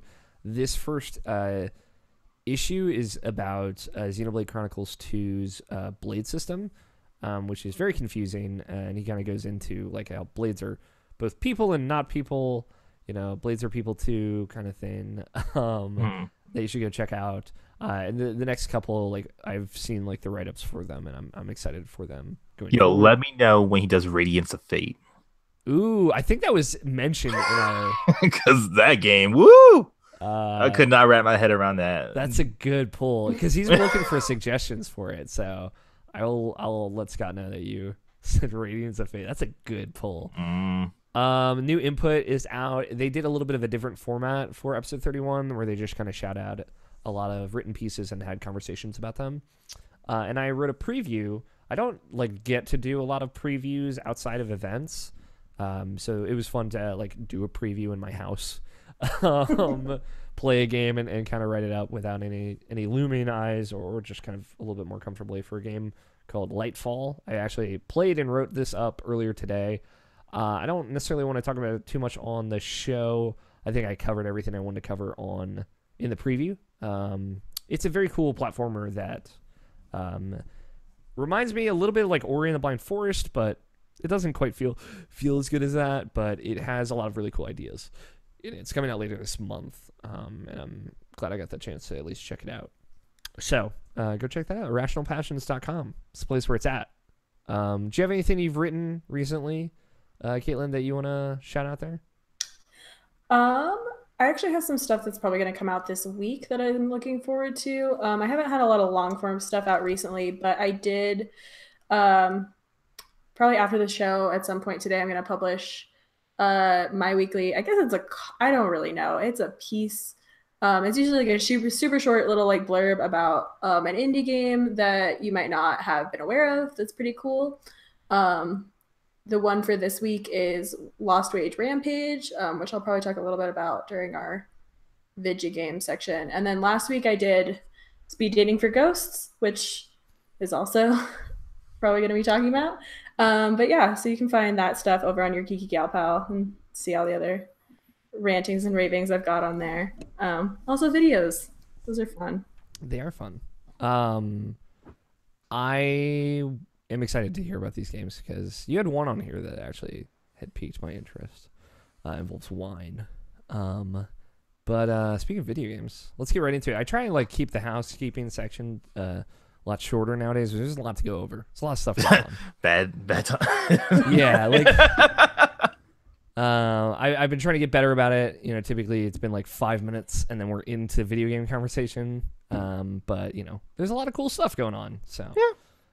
Let's talk about video games. Caitlin, how do you feel about video games? I think video games are pretty dang neat for the most part. We did touch on that in the bonus content, so I'm gonna have to ask you to be a little bit more original than that. You're right. They're pretty sweet. 9 out of 10 generally. 7 out of 10. What have you been playing? I've been playing a lot of little stuff, TBH. I've fallen down a very deep visual novel / dating sim hole. Yeah. Let me tell you about this samurai visual novel. No, I'm not going to tell you about it, please. Tell me about your visual novels. So I guess I'll start first. It's not super recent. I finished playing it a couple weeks ago, but it's really stuck with me and I'm probably going to write about it relatively soon. I played Lady Killer in a Bind, which is the visual novel by Christine Love. Okay. Yeah, I had started it a while ago and then I never really finished it. And then it was available for sale on Steam. So I was like, okay, I'll grab that again and try it out. And it's so good. It's super very much about sex. All right. Yeah, which like I guess I didn't really know what to expect, but like you can tell from a lot of like the key art, like it's someone like tied up. So it has a lot of stuff about like sex and like BDSM and all this stuff. And it's really interesting. And like the main storyline's a little bit wacky, but like it does do sexy in like a good way, I think, in a way that I've like not seen from video games before. So if you're into that, you should definitely check it out because it's very thoughtful in that regard, I would say. Okay. It almost looks, not to disrespect it or anything like that, but it almost looks, just from looking at images, like 50 Shades of Grey or something like that. Like not as bondagey, but like it seems. Yeah, it's like if 50 Shades of Grey wasn't garbage. Right. Yeah, I like the biggest criticism I think that I hear launched against 50 Shades of Grey is how it just poorly portrays the BDSM community. Do you think, and I'm not necessarily trying to get into all of your habits, Caitlin, but do you think Lady Killer in a Bind is better about portraying that? From what I understand of those communities, I would say definitely. Like it very much has multiple, like when you're in those situations, it has so many times where, you know, you're like actively giving consent and like there's care after and like there's someone checking on you, or if you're the person doing the doming, it's like you making sure that the other person is comfortable and respecting their boundaries and stuff like that. So I would say it's definitely like a billion times better than 50 Shades of Grey because that's just kind of rapey garbage, honestly. Yeah. And like I think that stuff is cool, and I think that's another kind of avenue to inform people, you know, kind of like building empathy, which is a cool thing that games can do really well, of empathy and knowledge in those different communities. Because if Rational Passions has one motto, it's that we don't kink shame around here. And I mean that both jokingly, but also like literally. Yeah. I think that's cool, honestly. Where is that available? Is this another of the Ichigo kind of like deep web? I actually don't know if it's on itch. It's definitely on Steam. That's where I got it. I'm not sure if it's on other stuff, but it's definitely on Steam, and it's only like, I think it's at most $20. So it's definitely not like super hardcore investment. Okay. That sounds reasonable. Yeah, and I think it definitely has some replayability too. There's like definitely different endings and stuff. So cool. I like it. What else have you been playing? I've also been playing another visual novel, Speed Dating for Ghosts. How to go speed date? In 3 different weirdly themed rooms. Okay. Yeah, so I can't it's by Copy Chaser Games, which is like a new company by one of the I know they're both like pretty um what's the word I'm looking for? They're both game devs with like pretty big things under their belts. Like I know one of them, of course I can't remember either of their names, but one of them worked on like Mass Effect, but like older Mass Effect.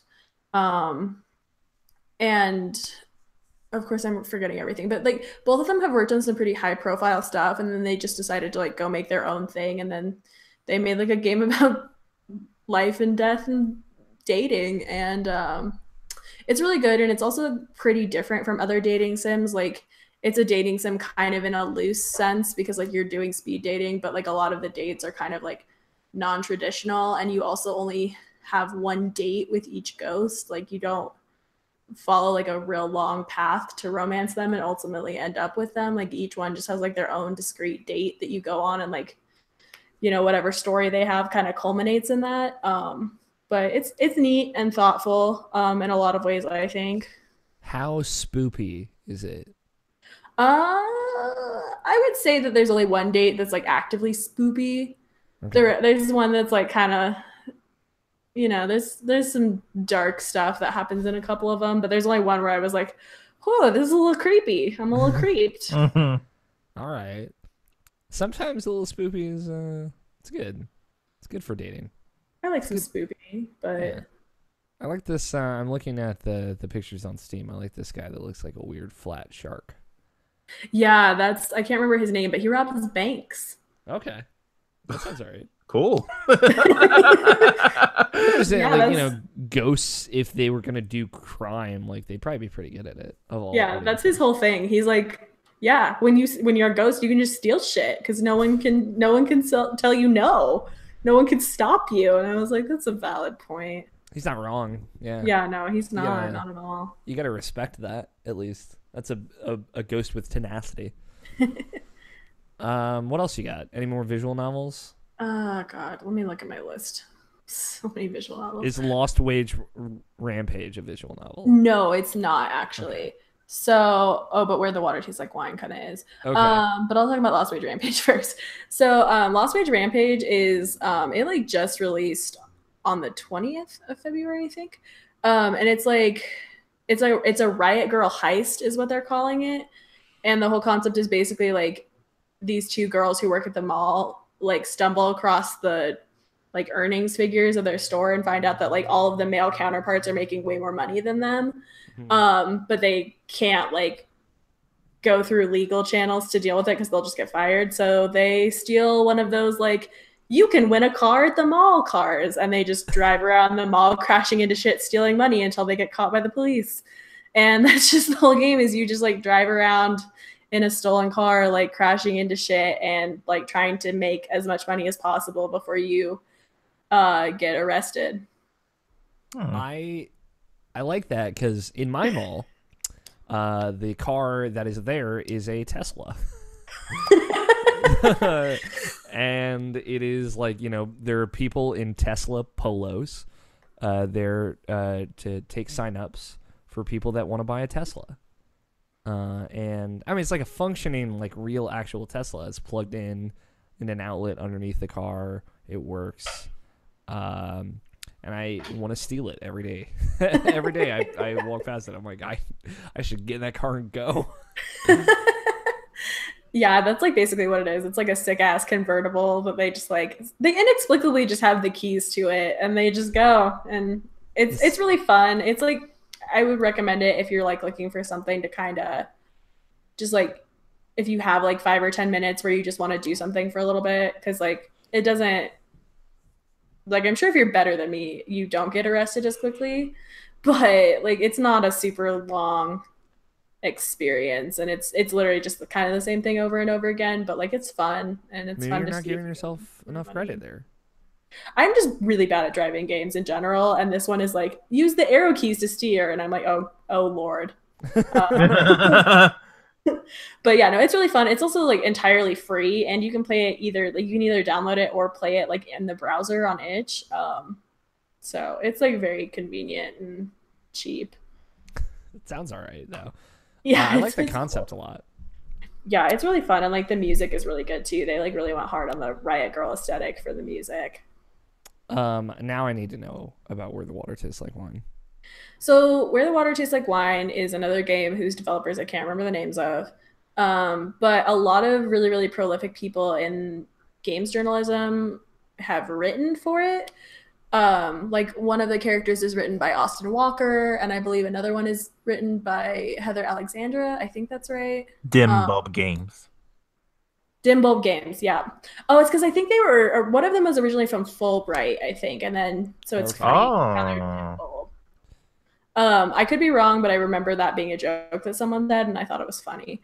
But it's basically the idea is like it's kind of if a visual novel could be an open world, and you kind of get to like choose where you're going, and you collect stories from people, and they kind of, you know, like when you encounter people, they'll tell you like, oh, I want like a scary story or whatever. Or like you'll say, you know, like, hey, I can tell you a story about this, like the Jersey Devil, for example, because it's all like kind of Americana folklore stuff. And somebody will be like, you know, I'm not really looking for a scary story. And you're like, well, this isn't really that scary, but okay.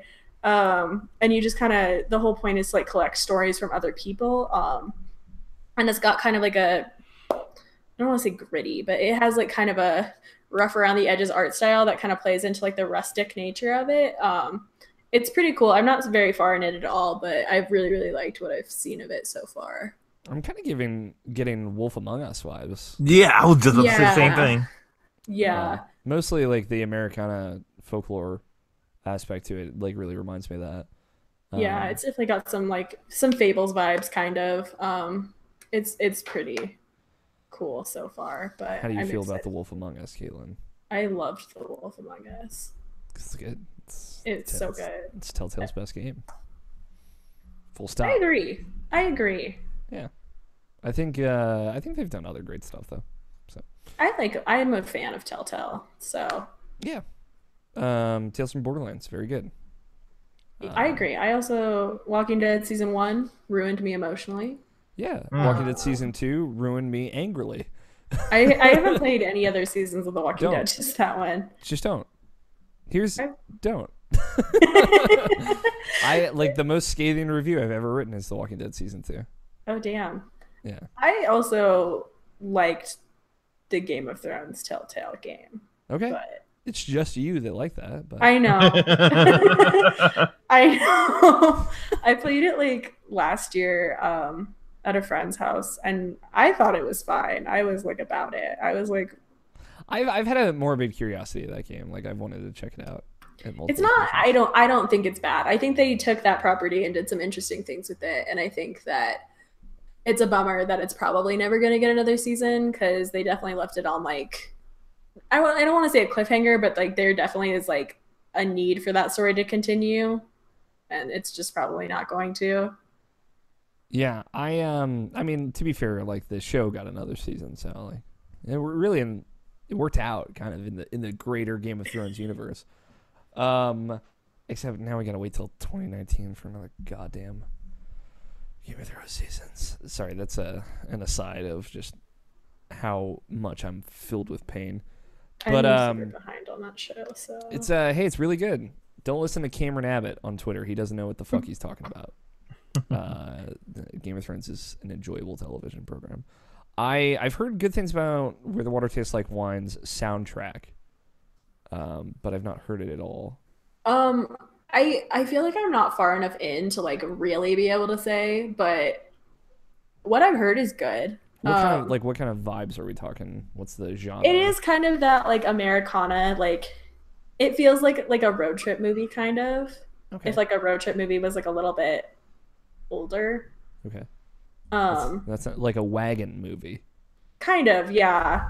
Because it's not quite the Old West, but it's definitely kind of courting that vibe a little bit. Yeah.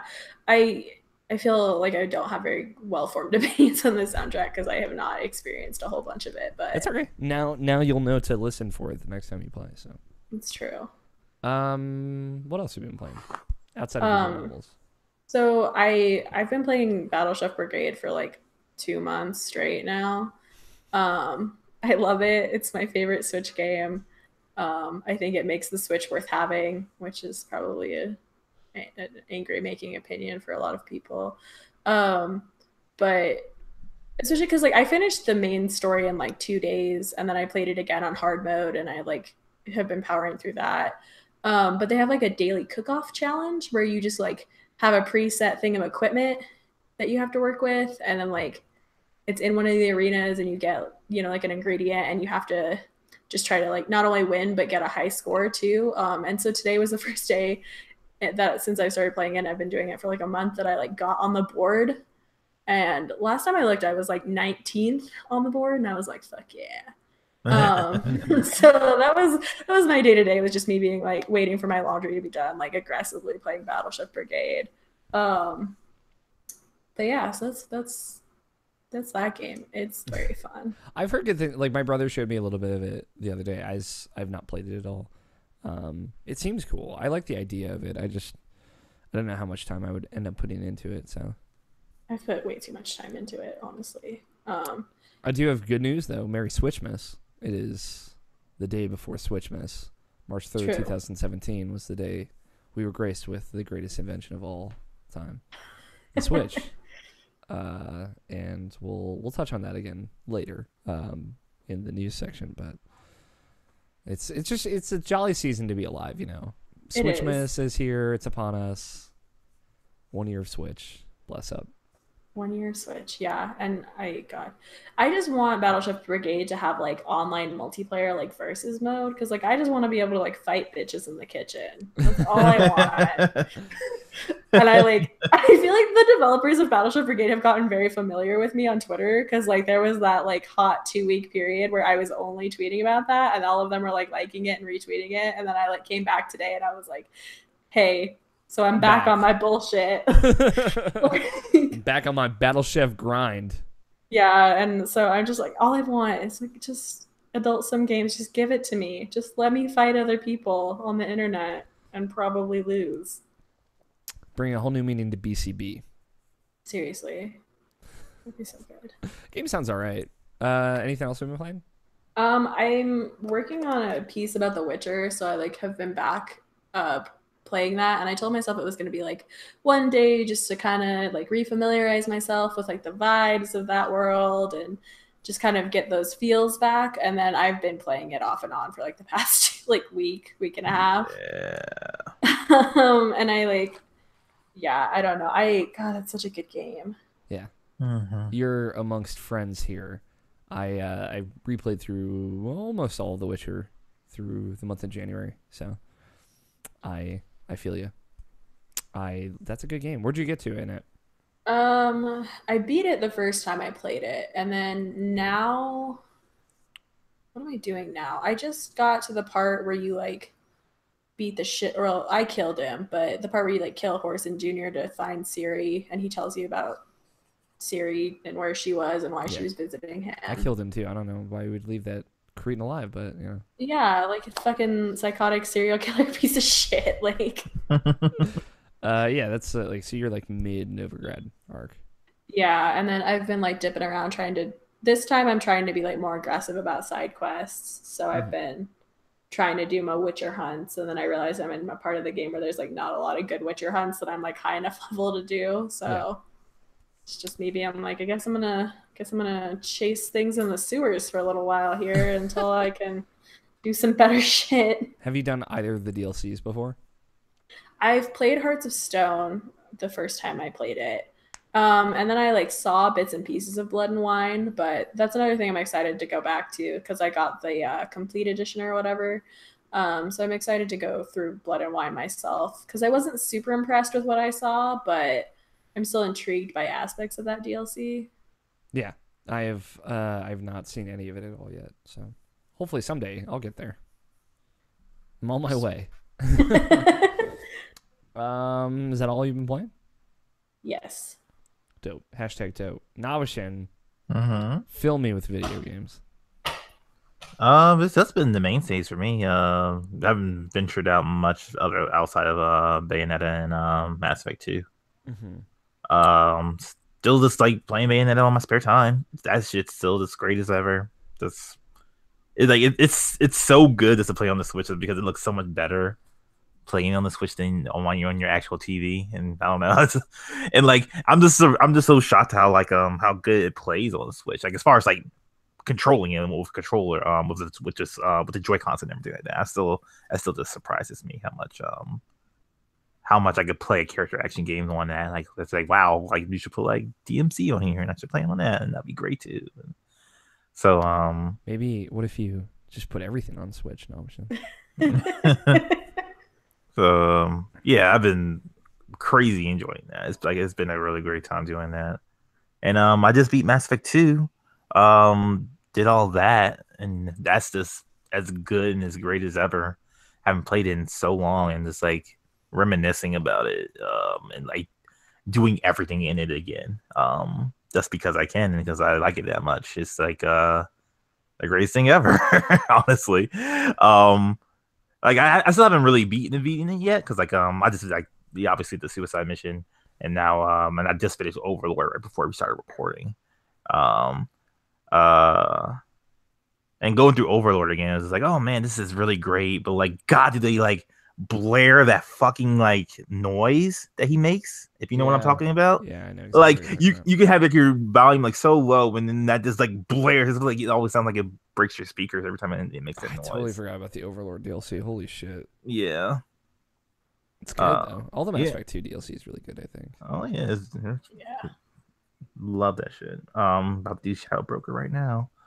Shadow Broker's so good. It's so good. So good. It's like every time I play Shadow Broker, every fucking time I play Shadow Broker, and then like, cause like God, like my favorite part, like one of my favorite parts in Mass Effect in period, it's like having that conversation with Liara, like right after you beat like that Asari Spectre. And like you're just having that conversation with her where when she's like I'm serious, I'm walking away, and like Shepard's like, hey, calm down, like let's talk, like are we still together or not? And he's like like it's such a good human conversation, that part right there, and I just love it so much because it's like she's like Shepard was like yelling at her or something like that, and she's like, it's not fair, you've been dead, and he's like, I came back, like did you forget everything? Did you forget all these feelings that we had? And it's like, I don't know, like I just love that little interaction, and like it really resonates with me too because like Liara was my first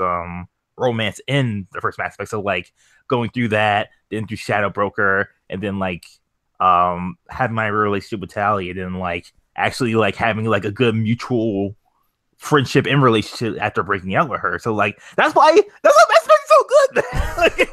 like I'm getting loud about it because like it's like clicking as I'm saying it, because like that through line is just so good for me, and that's why I don't deviate from it. It's so fucking good, just like going from that, do my romance, and like the combination with like with my Tali romance in Mass Effect 3, and it really speaks to me, man. It's so good. It's like, you know, like I would compare it to like an arc in a story or like a book that you just really love, but like it's just made that much more personal because it's your arc. Like this is my story. Mm-hmm. It is like that feeling of ownership that I talk about games giving you, but like really personified. Like Mass Effect got it. And I don't think any trilogy of video games has done it the way Mass Effect has done it. Mm-mm. So, hi Scott. Hey. How are you doing? Good. Are you ready to get in this recording sesh? I'm not quite sure. Honestly, not quite sure. We are in video games talk. We're talking about video games. Also, Scott, this is Caitlin. Caitlin, this is Scott. Hello. Hi. All right, I'm ready. Okay. I'm going to count from 3 to 1. You can hit the record on 1.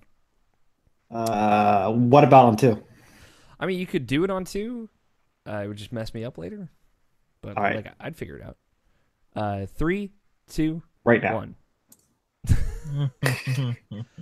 1. Real quick, and we will continue talking about Mass Effect in a moment. Scott's here. Hello. Hi, Scott. Welcome to the party. I also have to dip out for 1 second. I will be right back. Sure. We're gonna continue the Mass Effect gravy train.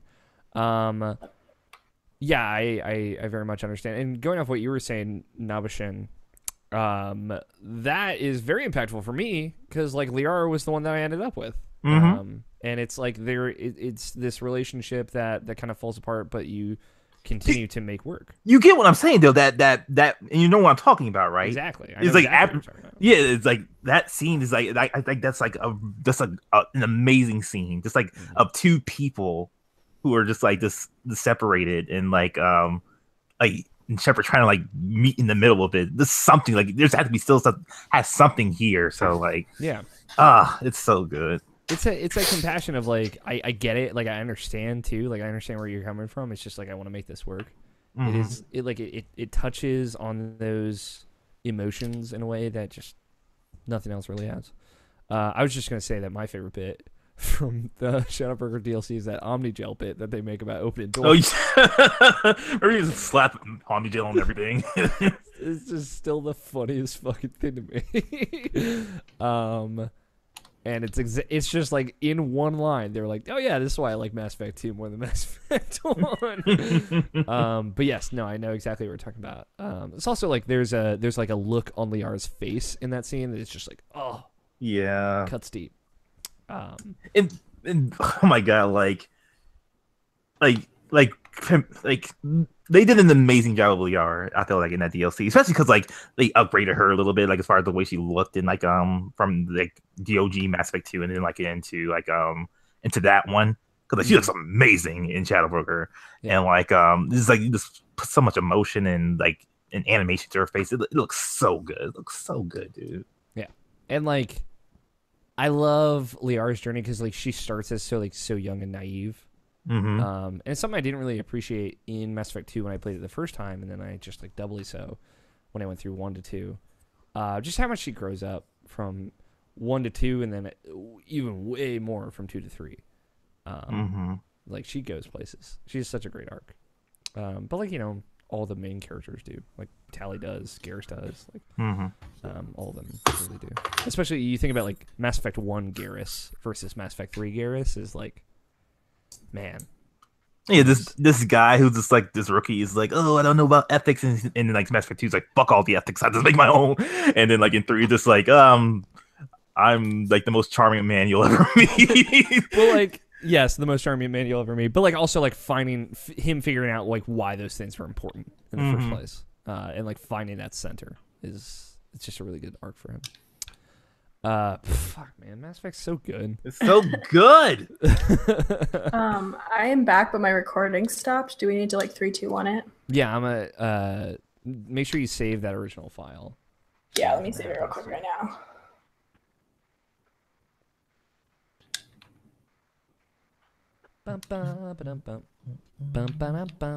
How we are at 44 minutes. I'll write a note real quick.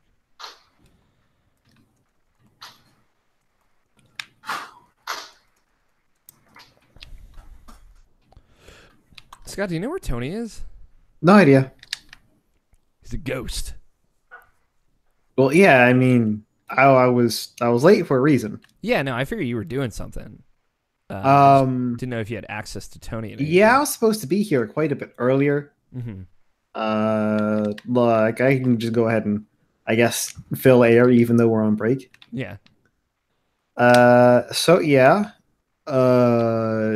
Job same one as the old one, so it runs long. Yeah. All the time, every day. So I was honestly thinking about saying, hey, I'm almost about half the time we do the show, I'm going to be around 30 minutes late. Why would it be reasonable to push the show back 30 minutes? Yeah, we could do that. So I can be on time. Yeah. And then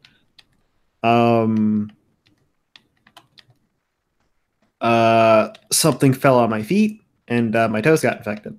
Oh no. So what I was doing before I got here is I had to bathe them in Epsom salt and what is that? The hydrogen peroxide, I think it's called. And hot water too. So it was extra burny. Extra burny. I'm sorry, man. Yeah, too much old around my feet. How are they doing? They're doing fine. You should get one of those like feet bath massagers for your desk that you just like rest your feet in. So I can solve a problem that's gone already? I'm just saying, I would get one of those for me right now. True. I'm sorry. I'm glad it sounds like your feet are better though. Yeah. It happened a couple days ago, and I'm nearing the end of it. Okay. It was kind of a whole thing because I kind of don't want to get into it right now. That's fine. Especially since we can now come off break. Yeah, you're good. Are you ready, Caitlin? Yes. All right, I'm gonna count from 3 to 1. On 1, hit record. Okay. 3, 2, 1. Anything else you've been playing, Nabishin? No, not really. Like I got into the Sea of Thieves beta, but didn't really play it, and I don't know. That probably doesn't really speak to me. Yeah, Right. so I'm not even gonna like pretend. Yeah. And a little bit of Monster Hunter. I got to the point where I can fight a Piku, and I just didn't yet. So there you go. Puke. I'm sorry. It's okay. It's a very specific distinction. Because I don't know, Nabishin, a PK might be a fucking monster in that game. Might be a different monster. That's a good segue into my Monster Hunter experience this week. Unless Scott, actually, so I'll go last. Scott, do you have any games that you've been playing this week? I've been pretty busy, so no. Let me tell you about Monster Hunter, Scott. I kind of heard enough from Tony. Next one, next game. I had like an emotional arc. Real quick, quick suggestion, Scott. Into the Breach. That seems like a game that you would like. Yes. Okay. It is from the guys that made FTL. All right. Which Seems is really like a it's really all you good need to know. name. Yeah. FTL is great. I found it. All right, I bought it. Tune in next week for Scott's opinions on Into the Breach. Yeah, that I was Probably forget to download it by next week, though, to be honest. That's true. I'll try and remind you. That's a good pull. I meant to mention that to Scott too, Nabishin. You're just better at this than I am. Yeah, I want to check that out as well. Monster Hunter. I had an emotional arc with Monster Hunter this week. Caitlin, have you played Monster Hunter? No, not at all. Do you want to play Monster Hunter? Not at all. I respect that. Yeah, I I respect will. you, Barnacle Man. I will live on this island by myself and play visual novels. I don't even care. No, I mean that's okay. So for reference, just so everyone knows where I'm at now, I have finished the low hunt. What are low rank? That's what it is. The low rank missions. I'm now in high rank, which we'll kind of get to. I wish Tony was here for me to kind of bounce off with this stuff. But so I got to kind of like the end of low rank, and you have the final really difficult missions. You fight a Rathalos. I guess Rathalos is kind of like one of the quintessential Monster Hunter monsters. It was on the cover art of Monster Hunter Generations, I think. And apparently, like I think Busta Rhymes or 50 Cent, one of those two rappers, a rap artist used a Rathalos in a cover art for a thing that they did, and someone linked it to me, and it's the most ridiculous thing I've ever seen. Like, he used Monster Hunter key art. It's really good. As a funny aside. So, like, Rathalos is a known monster. I got to this hunt. So, 50 minutes is pretty much the standard time limit for most hunts in Monster Hunter, especially for, like, the first time you're hunting it. I do this long, arduous fight with this monster. It's, like, already very different in that, like, I'm having way more trouble. I'm fainting more, which means, like, you're getting knocked down to 0 HP. The Rathalos has, like, its talons are poisoned, so if it hits you with those, you'll get poisoned. It, like, stuns you, like, on a near constant basis. If it roars, it, like, shocks you, and you're, like, you're kind of dazed for a moment. It's just, like, tons of status effects, and it's all over the place. It is predominantly flying versus things like the Rathian, which is basically, like, a smaller Rathalos. which goes back and forth between flying and kind of walking around on the ground. It's a very frustrating fight for me. And it's the first like really frustrating fight for me. I get to the end, it's like on its last legs, and I run out of time, and it's just like the most defeated I think I've ever felt, at least in Monster Hunter, which Yeah, dude, you got defeated. That's how it's supposed to feel. You defeated, except it was me that was defeated. Me defeated. Yes, you got defeated. And it's a shitty feeling, and it just like really brought me down on that game. So I took a step back. I took a day off. Went back to it. Tried to prepare a little bit better. Like I fought another monster that if you like capture it, you get part of the monster that you can use to create a charm that makes you more resistant to being stunned. Also, another thing the Rathalos does, it breathes fire. So if you get caught on fire, that's another status effect that you have to like roll around to take care of. Less annoying, but just like another thing you have to deal with. And for the most part, I'd done everything solo at this point, so I wasn't really resigned to kind of calling in people, even though I tried at some point during that fight and no one ever showed up. I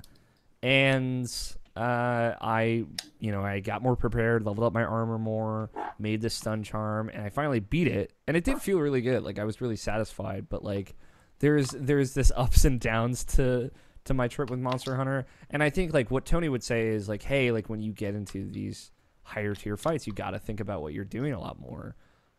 So for the most part, I think it was like a very hard lesson learned. And I talked about this on Twitter, and people were really understanding of it and understanding of my frustration. I talked to Jarrett. He was the kind of one that sensei'd me through it. Jarrett, Mike, and Scott, other Scott White. Yeah, not me. Not Prime, Scott Prime. Yeah, you called Scott White other Scott. Other Scott's me. That's true. You are other Scott, and then Scott Sauer is Scott Prime, and then Scott White is actually just Scott White. In our Slack chat for the Irrational Passions talk, they gave me some tips. Mike's the one that reviewed it for us, and Scott had played a great amount of hours of it, and Jarrett's obviously a huge Monster Hunter fiend. So like I felt encouraged to go back and give it another shot. And now that I've gotten through that, there's actually another monster that you fight in that tier. It's called a Diablos. It's like you have to fight the Rathalos and the Diablos. They unlock at the same time. Diablos ended up being like way harder, I think. And I failed on that as well, but I just ended up getting knocked out. So I did co-op for that. I had 4 people with that, and this is a bit more manageable of a fight with 4 people, but it's still difficult, but I had kind of a better grasp on it. Actually, no, I brought people in for that time I failed, and then I soloed it. But hey. because I wanted to get through it. I wanted to see that I could do it. So like I've learned a lot about Monster Hunter, I would say. You can kind of prepare tools. Like what ended up helping me with the Rathalos a lot was the flash bombs. You can throw these bombs in front of monsters. So if they're flying around, it'll bring them back down to the ground. And that helped me a lot through those fights. So I've gone on a journey. I don't know where I'm at with it at the end of this. I want to keep playing it. I'm in high rank now, which high rank just, you're kind of going through and fighting the same monsters over again, but they're like harder versions of the monsters, which is kind of a bummer. But it's not just that. Like there are new monsters that are unlocking. Like this one showed up, and it's like this big scaly flying monster. It's enormous. You'll get some new monsters, but most of the time it's not just the monsters to be scaled up. It's they have new abilities that you have to deal with. Yeah, that's what it seems like. The only one I've fought really that's a high rank version is the Puke Puke. Speaking of what you've learned of now, Nabishin. And it's just a little bit more aggressive, so it's not super different. There is like this giant monster with these big scales, and it'll drop the scales off of it, and they'll blow up, which is very difficult to deal with. But I'm continuing with it. I'm optimistic on my Monster Hunter journey. I've learned a lot, as I said. But it seems like, and Tony pretty much said this, like once you get to high rank, like new tiers of armor unlock that you can craft from scratch, like alpha armor and omega armor or beta armor or whatever. that have slots that you can equip things into that will give you skills and things like that. So is it really the point to crafting stuff until high rank is kind of not there, which is kind of a bummer if you really think about it. It's weird that they kind of gate that for so long. But I understand kind of learning the basics and then being thrown against the real monsters. The last time I went through it, which was in 3, it was really just a gate. Mm-hmm. Sorry, it was really just a crutch if you needed it. Okay. So there was very little difference I found in performance from crafting any sort of weapon at all. Okay. So there was also no real point in grinding lower ranked missions. Yeah, there just wasn't. You'll get different materials for beating high rank monsters, which I don't know if that was the case before. You'll get like plus materials, which are essentially the same, but because they're indicated as plus materials in the crafting, it's like, okay, I would have had to have beaten the high rank monster version of this some multiple times before I could even make this. So, that's what I mean by like there's just like an entirely new list of things that you can craft, including weapons and armor after the fact. But I'm curious to see where it goes and curious to see what kind of new shit you find. So, and I can finally do the Aloy quest that is now available. I can do the kind of like weekly hunts that pop up. But that's really all that I've done with Monster Hunter. I played a lot of Monster Hunter this week trying to get through all this stuff. I have a few things on my list here, but not a lot that I specifically want to talk about. I got back into Overwatch last night. Yay! Overwatch is great. It's a great video game. They announced a new character, which kind of got me thinking about it again, which we'll talk about in news. But like last time I played Overwatch, like Blizzard World wasn't out yet. And Moira wasn't really available for competitive play yet. So now that those two things, Blizzard World, I'll say is like a phenomenal map. Like I actually opened up like a private lobby and just walked around that map.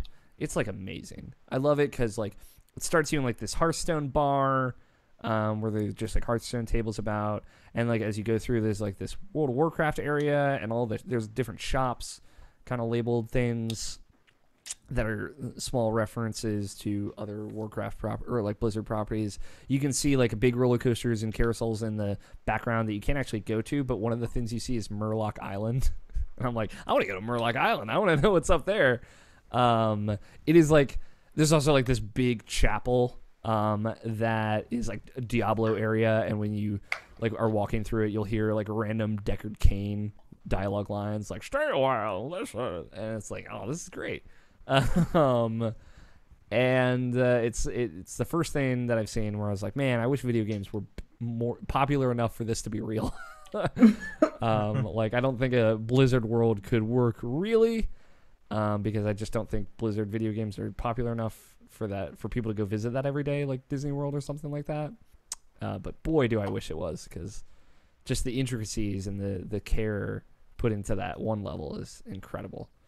But yeah, like I've been playing a lot more Moira, and messing around with the game. It's very good. They're still in the Chinese New Year, the Lunar New Year event, so I'm glad that I at least managed to get a couple of loot boxes in that. I doubt I will make a real solid dent in unlocking any cool skins or whatever, but I'm having a good time.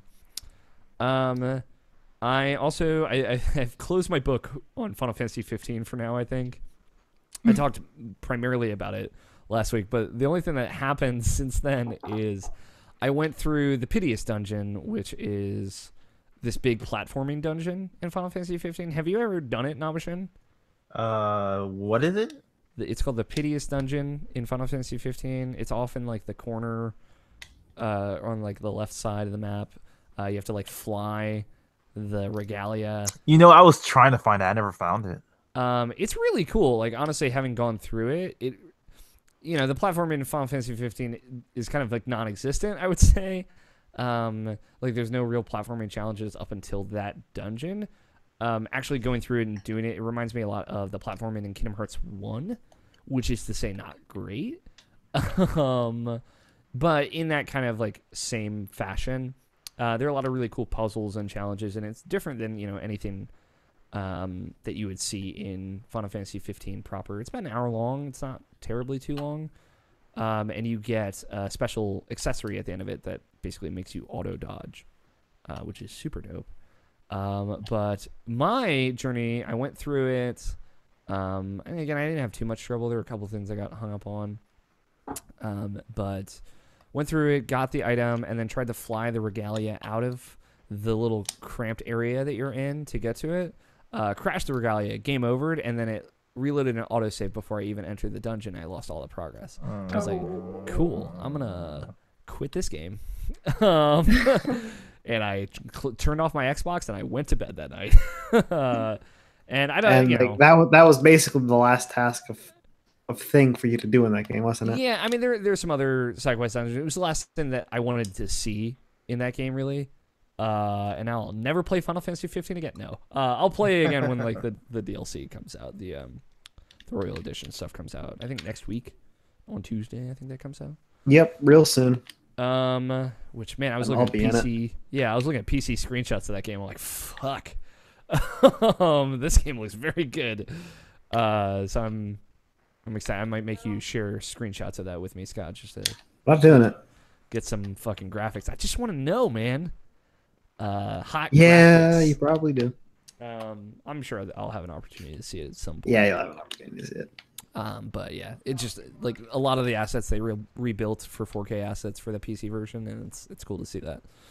But yeah, I'm excited to see like the extra dungeon they're adding with that. But it's nice to have kind of a mostly closed book on Final Fantasy 15. I really like that game, even though it doesn't autosave when you leave one of its dungeons, and it's terrible. Outside of that, like the only other real thing I want to talk about on here. Let me tell you about the Dragon of Dojima. My Yakuza journey has begun with Yakuza 6, which is probably not the best place to start. But, here we are. And I have an opportunity to review it ahead of time, so I'm taking it up. And I can talk about pretty much everything through the first 4 chapters. I'm in the first chapter, so I'm not like... I played about an hour and a half of it today. Seems very good. I was talking about it a little bit in the bonus content. It is like the game starts with this brief scene, and then you go into a fight, and it takes you through basically a combat tutorial, and then it is 40 minutes of cutscenes. Is the cutscenes just recapping what happened? So not really. So it seems like it is picking like the very beginning of that game is picking up, I assume, exactly minutes after Yakuza 5 ends. Yeah. And then it is kind of resolving any kind of left questions from that game, which I assume ends in this big fight in the snow, because that's just what it seems like. Like from what I've seen, because I actually haven't played it, but I know how it ends, because getting ready for it is like I think Haruka had to make a choice between either her career or Kazuma. She chose Kazuma like in the middle of the show, so she went out to go see him. Something happened to Kazuma like right after that. It was like a big fight, I guess, something like that. He was like pretty much dying on the floor or in the snow, and like she went to him, and then like I think he went to a coma or something like that right afterwards. Yeah, so it is very much picking up right there. So it is kind of like resolving all of those loose ends, and then very much is like establishing everything that this game is going to be about. It's introducing a lot of new characters, kind of like closing a lot of loops from previous Yakuza storylines, and then setting up like a totally new arc with new characters, which seems to be kind of the crux of Yakuza 6. And I don't necessarily want to touch on story too much, because I know some folk are sensitive about that. As like my first exposure to Yakuza 6, it is nice that it's bringing back characters like you see a little bit of Majima. A little bit of Date, who's it seems like a cool guy. Some characters that I know are from previous Yakuza games, Haruka. But it is setting up a story that is very much, it feels like a closing chapter to a kind of arc. And it feels pretty independent. There are triads that are coming in the picture the Chinese mafia, which is interesting. I'm excited to see kind of the dynamic between the Triad and the Yakuza and where that goes. But yeah, it is setting up a mystery that you are trying to solve, pretty much. So I kind of got into it. I got to the point where you get to the city, and you can walk around.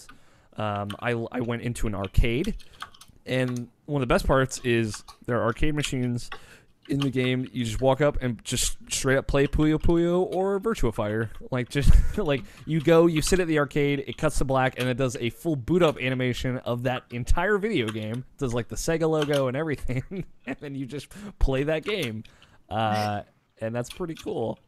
So, and from like the start menu, like the launch menu, you can initiate like 2-player versions of those mini games. So if you just want to play 2-player Puyo Puyo, you don't even have to get in the game to do that. You can just do it from the start menu.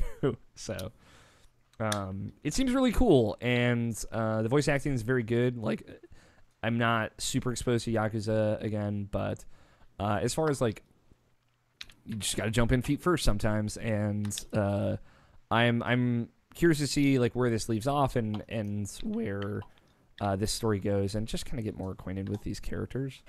So Yakuza 6 seems very cool. But that's really it. Yeah. They have a thing where you can look at like what happened in the previous games, right? Yes. Okay, I'm just making sure. They have very good kind of text summaries of the previous games. I took a look at the one for Yakuza 1. It's text summaries? Yeah, I mean, it's like screenshots with text over them. Okay. Which is not great, but they're like not super explicit in everything that happens, but very good about kind of introducing you to characters and catching you up on the major points that happen. I didn't necessarily look at all of it, and I might look at some of it for like Yakuza 3, 4, and 5, games that I might not ever have access to, for example. But Yakuza 1, I just looked at kind of like the first half of it, and I'll do the same for Yakuza 2, just because those are games I might eventually play.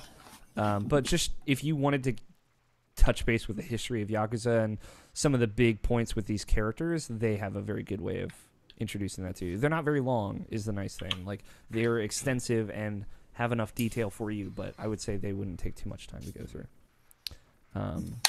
So I'm excited to play more Yakuza 6.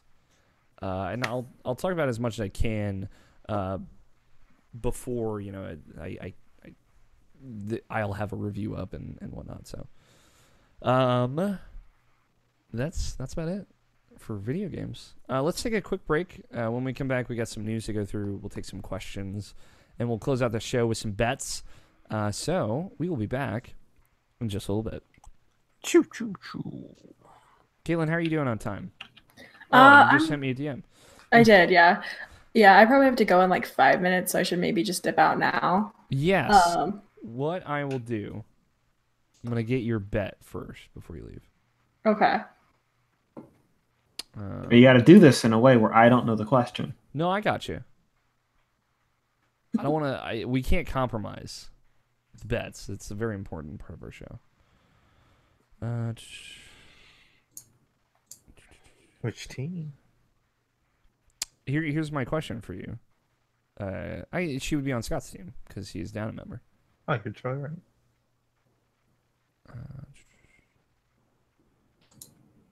God, this fucking Dynasty Warriors one. I will think of that. I hope you had a good time, Keelan. I mean, the other way we could do it is you could type her name in the chat, and I just won't read it. No, I'll have her send it to minimize it, and the rest of the show will be a little difficult, but I'll manage. I'll have it messaged outside of our chat here. Don't worry. That works. All right, what games come out next week? Scribblenauts, I think. There's gonna be another Scribblenauts? Yeah, there's it's like a card-based Scribblenauts. Scribblenauts Showdown, I believe it's called. Oh, that's weird. Ooh, that's actually a good one. I got and you'll be able to see this on the note option.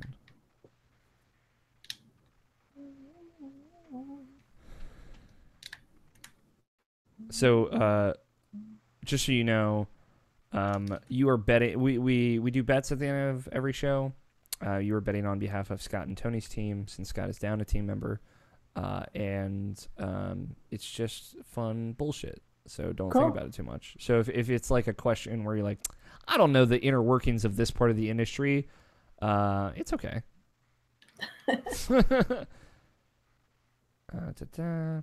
I will DM this to you, and you can send me your response. Sweet.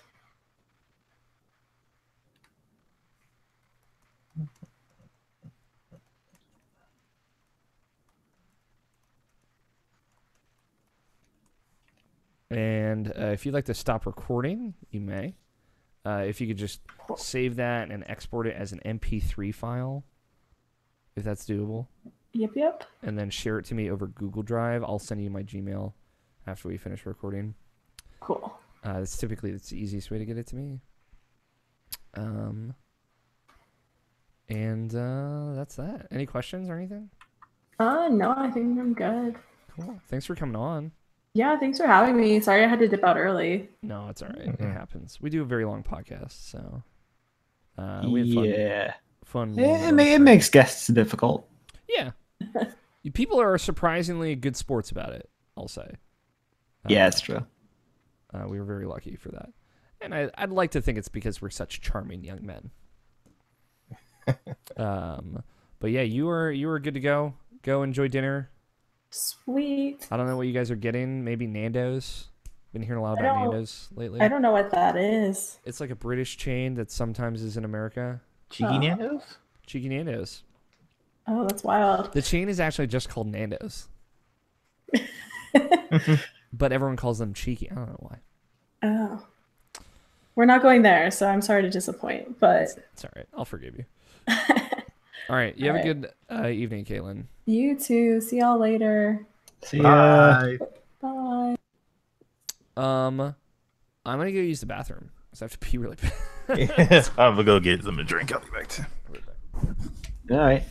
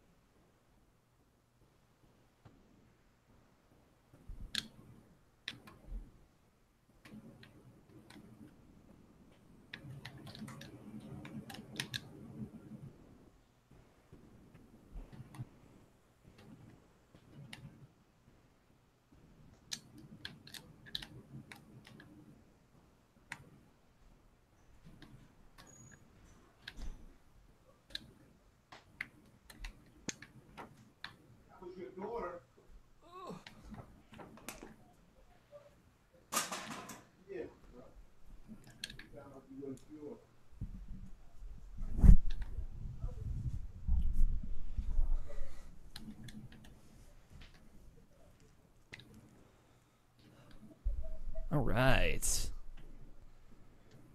Got some news? It's going to be good, Scott. I believe.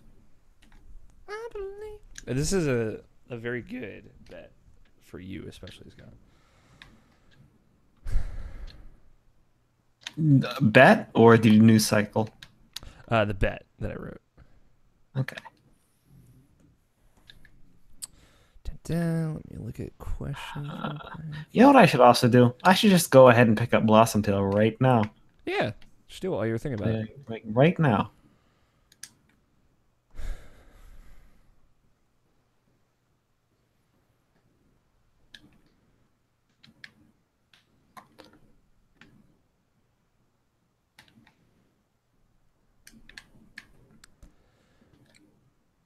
So when did Bridge dead Breach Commander or whatever it's called. Into the Breach. when did Into the Breach come out? It was like last week.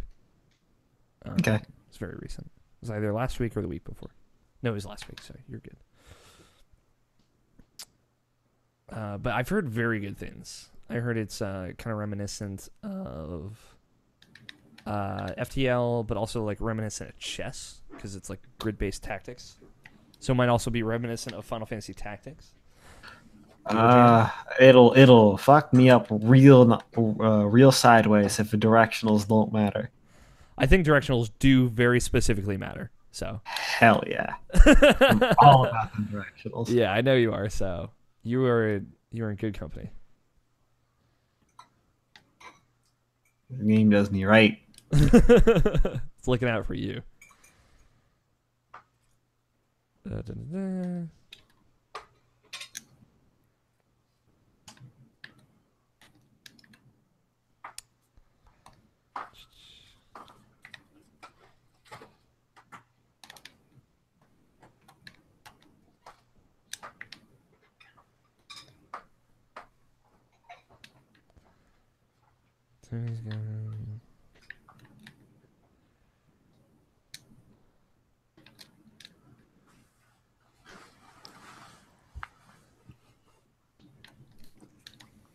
Now I'm sure you back. Maybe zipping up.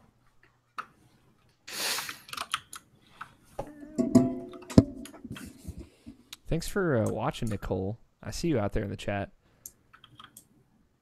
Yakuza 4 and 5 were PS Plus games? Fuck. Yeah, like a while ago. Damn. I was not on that Yakuza grind back then.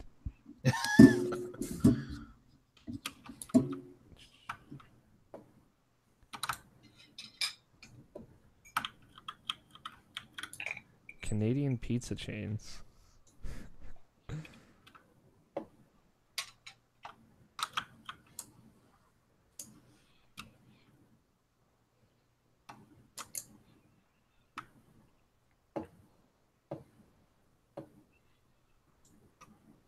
All right, y'all ready? Yep. Oh God, I gotta turn on my little Bluetooth then. Power on. Yeah, power on.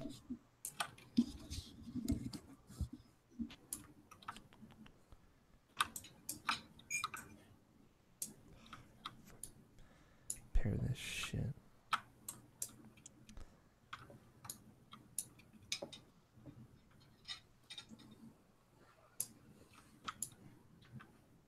Whew. You ever get like a chill down your spine and your shoulders just shake all over the goddamn place? Mm-hmm. Yeah, and the only way to get rid of it for some reason is to move your head around a little bit. Yes. Exactly. Okay, when I say a little bit, very violently. Yeah, very but for not violently. very long. Yeah. Yeah. One time that happened to me in the classroom back in high school, and a teacher saw it and looked directly into my eyes, and she looked at me just concerned in a way. I was like, now listen. This is a normal thing. People do this. Don't judge me. This is a normal thing, and people do this. You ever get those muscle spasms? Oh yeah, that's kind of what I'm talking about. Those are a little different. Yeah, those are different. Yeah. This is way different. But like in that same way, where it's just like, ugh. You just gotta get out. It's like No, exercising those the are more Like you see your shoulder just like bubbling for like half a second. It's like, why? Oh yes, I like that happens to my eyes a lot. you get the eye twitch, you the eye get the twitch. bicep twitch sometimes, Oh, the bicep twitch is a bad one. and then sometimes it's your thigh, and you're like, what are you doing? What are you doing down there? What are you? Oh, calm down. Calm down. All right. Exactly. It's that muscle spasm. All right.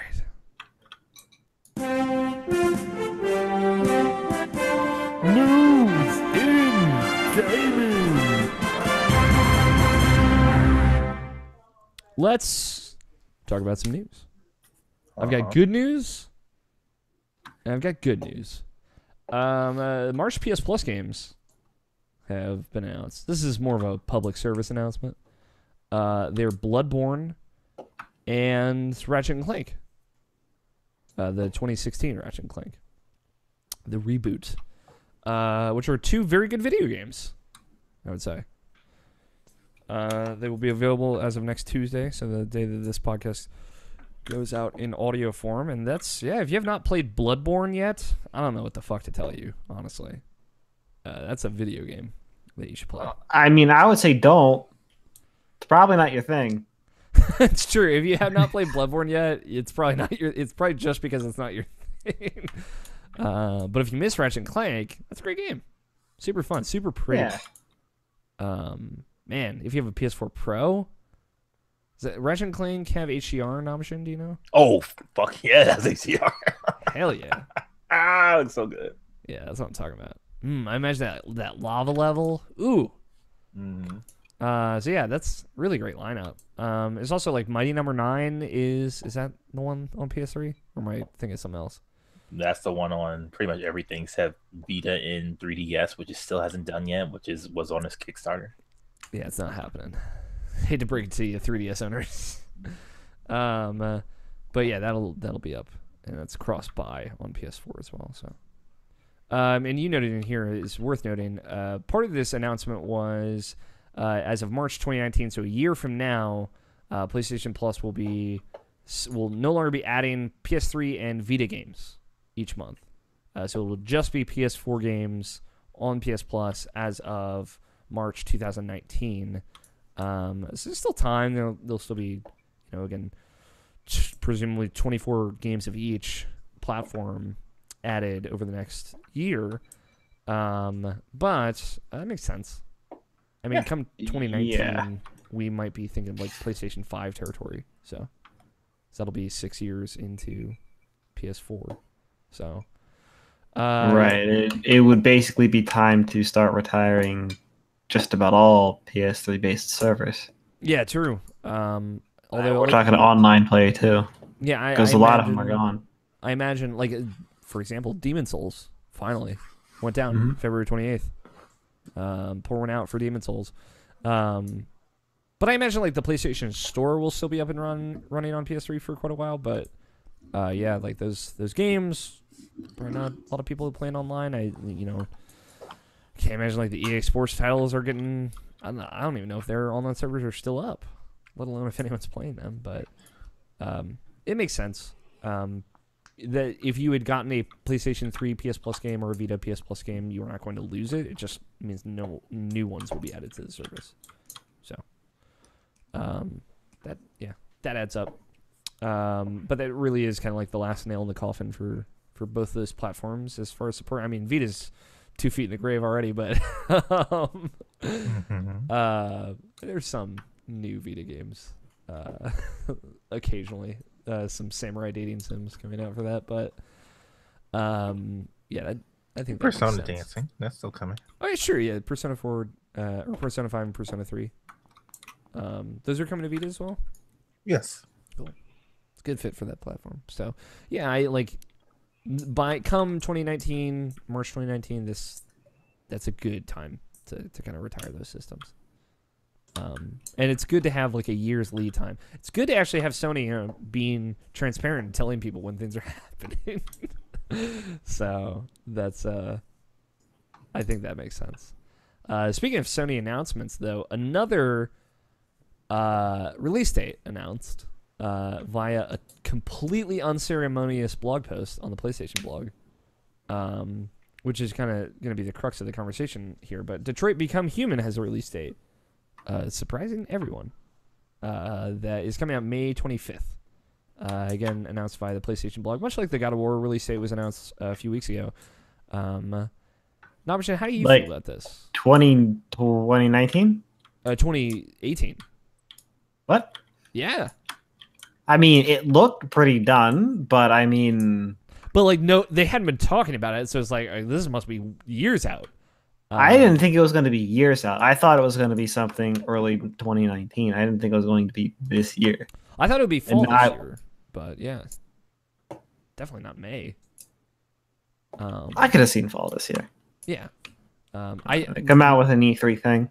Yeah, my thing would be like show to E3 fall this year, gets delayed until spring next year, like all video games. But yeah, it has a hard date, May 25th, 2018. How do you feel about this nomination? Like in general? How do you feel about them announcing this via a PlayStation blog post?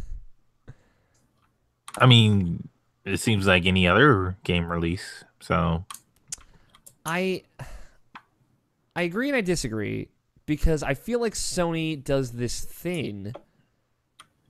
Like Sony has got these big reveals for these games with no word on when they're coming out, and then it's just like, it's coming out this day, you know.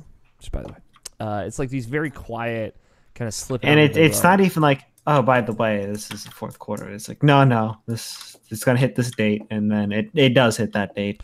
This date, like less than 3 months from now. It's just it feels so, and maybe I'm like putting too much onus on a release date announcement. Because back in my day, those used to mean something, Nabishin. But it feels like there's so little fanfare for it. well, there's a lot of controversy around it. That's true, but like they also did this with God of War, which has a lot I mean, of that had a trailer with it as well. I didn't see the trailer, but it, that was their fanfare for it. It's like, here's something new to look at it, and not a lot of people know a lot about that game yet because like they're being very coy about what they're showing. I'm a media black ass. I don't know, but this is what I'm hearing secondhand at least. So like, they're doing the thing as much as Sony always does, as far as like marketing and shit, which means not at all. So which except for Horizon, for example, Horizon just announced it's like sold over 7 million units, and it's like one of the best selling PS4 exclusives, which is great. They marketed the hell out of that game. It felt like we knew about it. And it had dates on it for years beforehand, even though it only ever really had one firm date. I think about the Last Guardian's release date, like that big, and I get it. Last Guardian is a very specific case, in that it was in development forever. But like, a big trailer with a big release date reveal at the end for October, and then obviously it got pushed to December of that year, but it still came out. And there was still fanfare. It felt like we are giving you this game. It is coming. But you're asking for something different though. That was at an E3 event. So we're talking about two different stages. I know, but like that's what I'm saying. Like, do you think? So should it wait till like PAX East or something, or is that what you're saying? Should you wait for a stage to announce a date? Like for me, the date is more important than the announcement of the game for Sony right now, because like they're doing this. They're announcing their games way too early, obviously. It's just like I think about PSX, and obviously they probably didn't know when these games were coming out. But you had Detroit, you had God of War at those events, but you had no even hint as to when they were coming out. It was just like maybe 2018.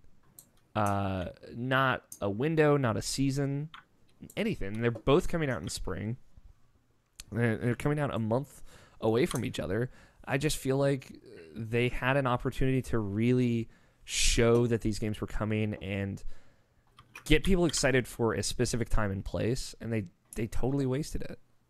And again, this is like me kind of frustrated that Sony isn't marketing well enough, which in the grand scheme of things doesn't matter.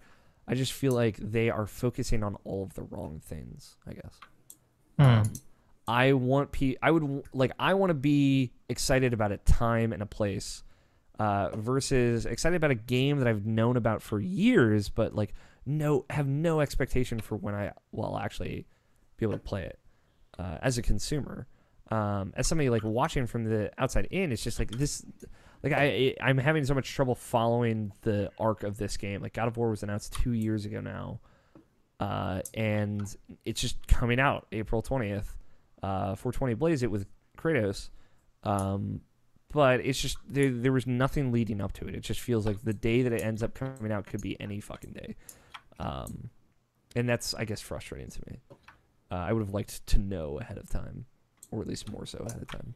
Versus like fucking Red Dead Redemption 2 also kind of got an I'd rather than do an E3 drop, because I want another E3 drop, but like a real one, not.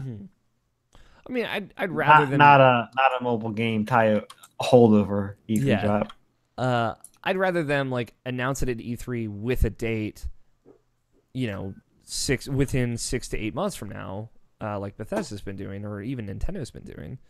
But obviously it's asking a lot, and maybe Sony's trying to gear themselves in that direction, and that's why they're kind of being quiet about things until the date's very close, which is another fair assessment. It's just it feels so unceremonious. It feels like there's no fanfare to it. It just seems it comes across as if they don't care.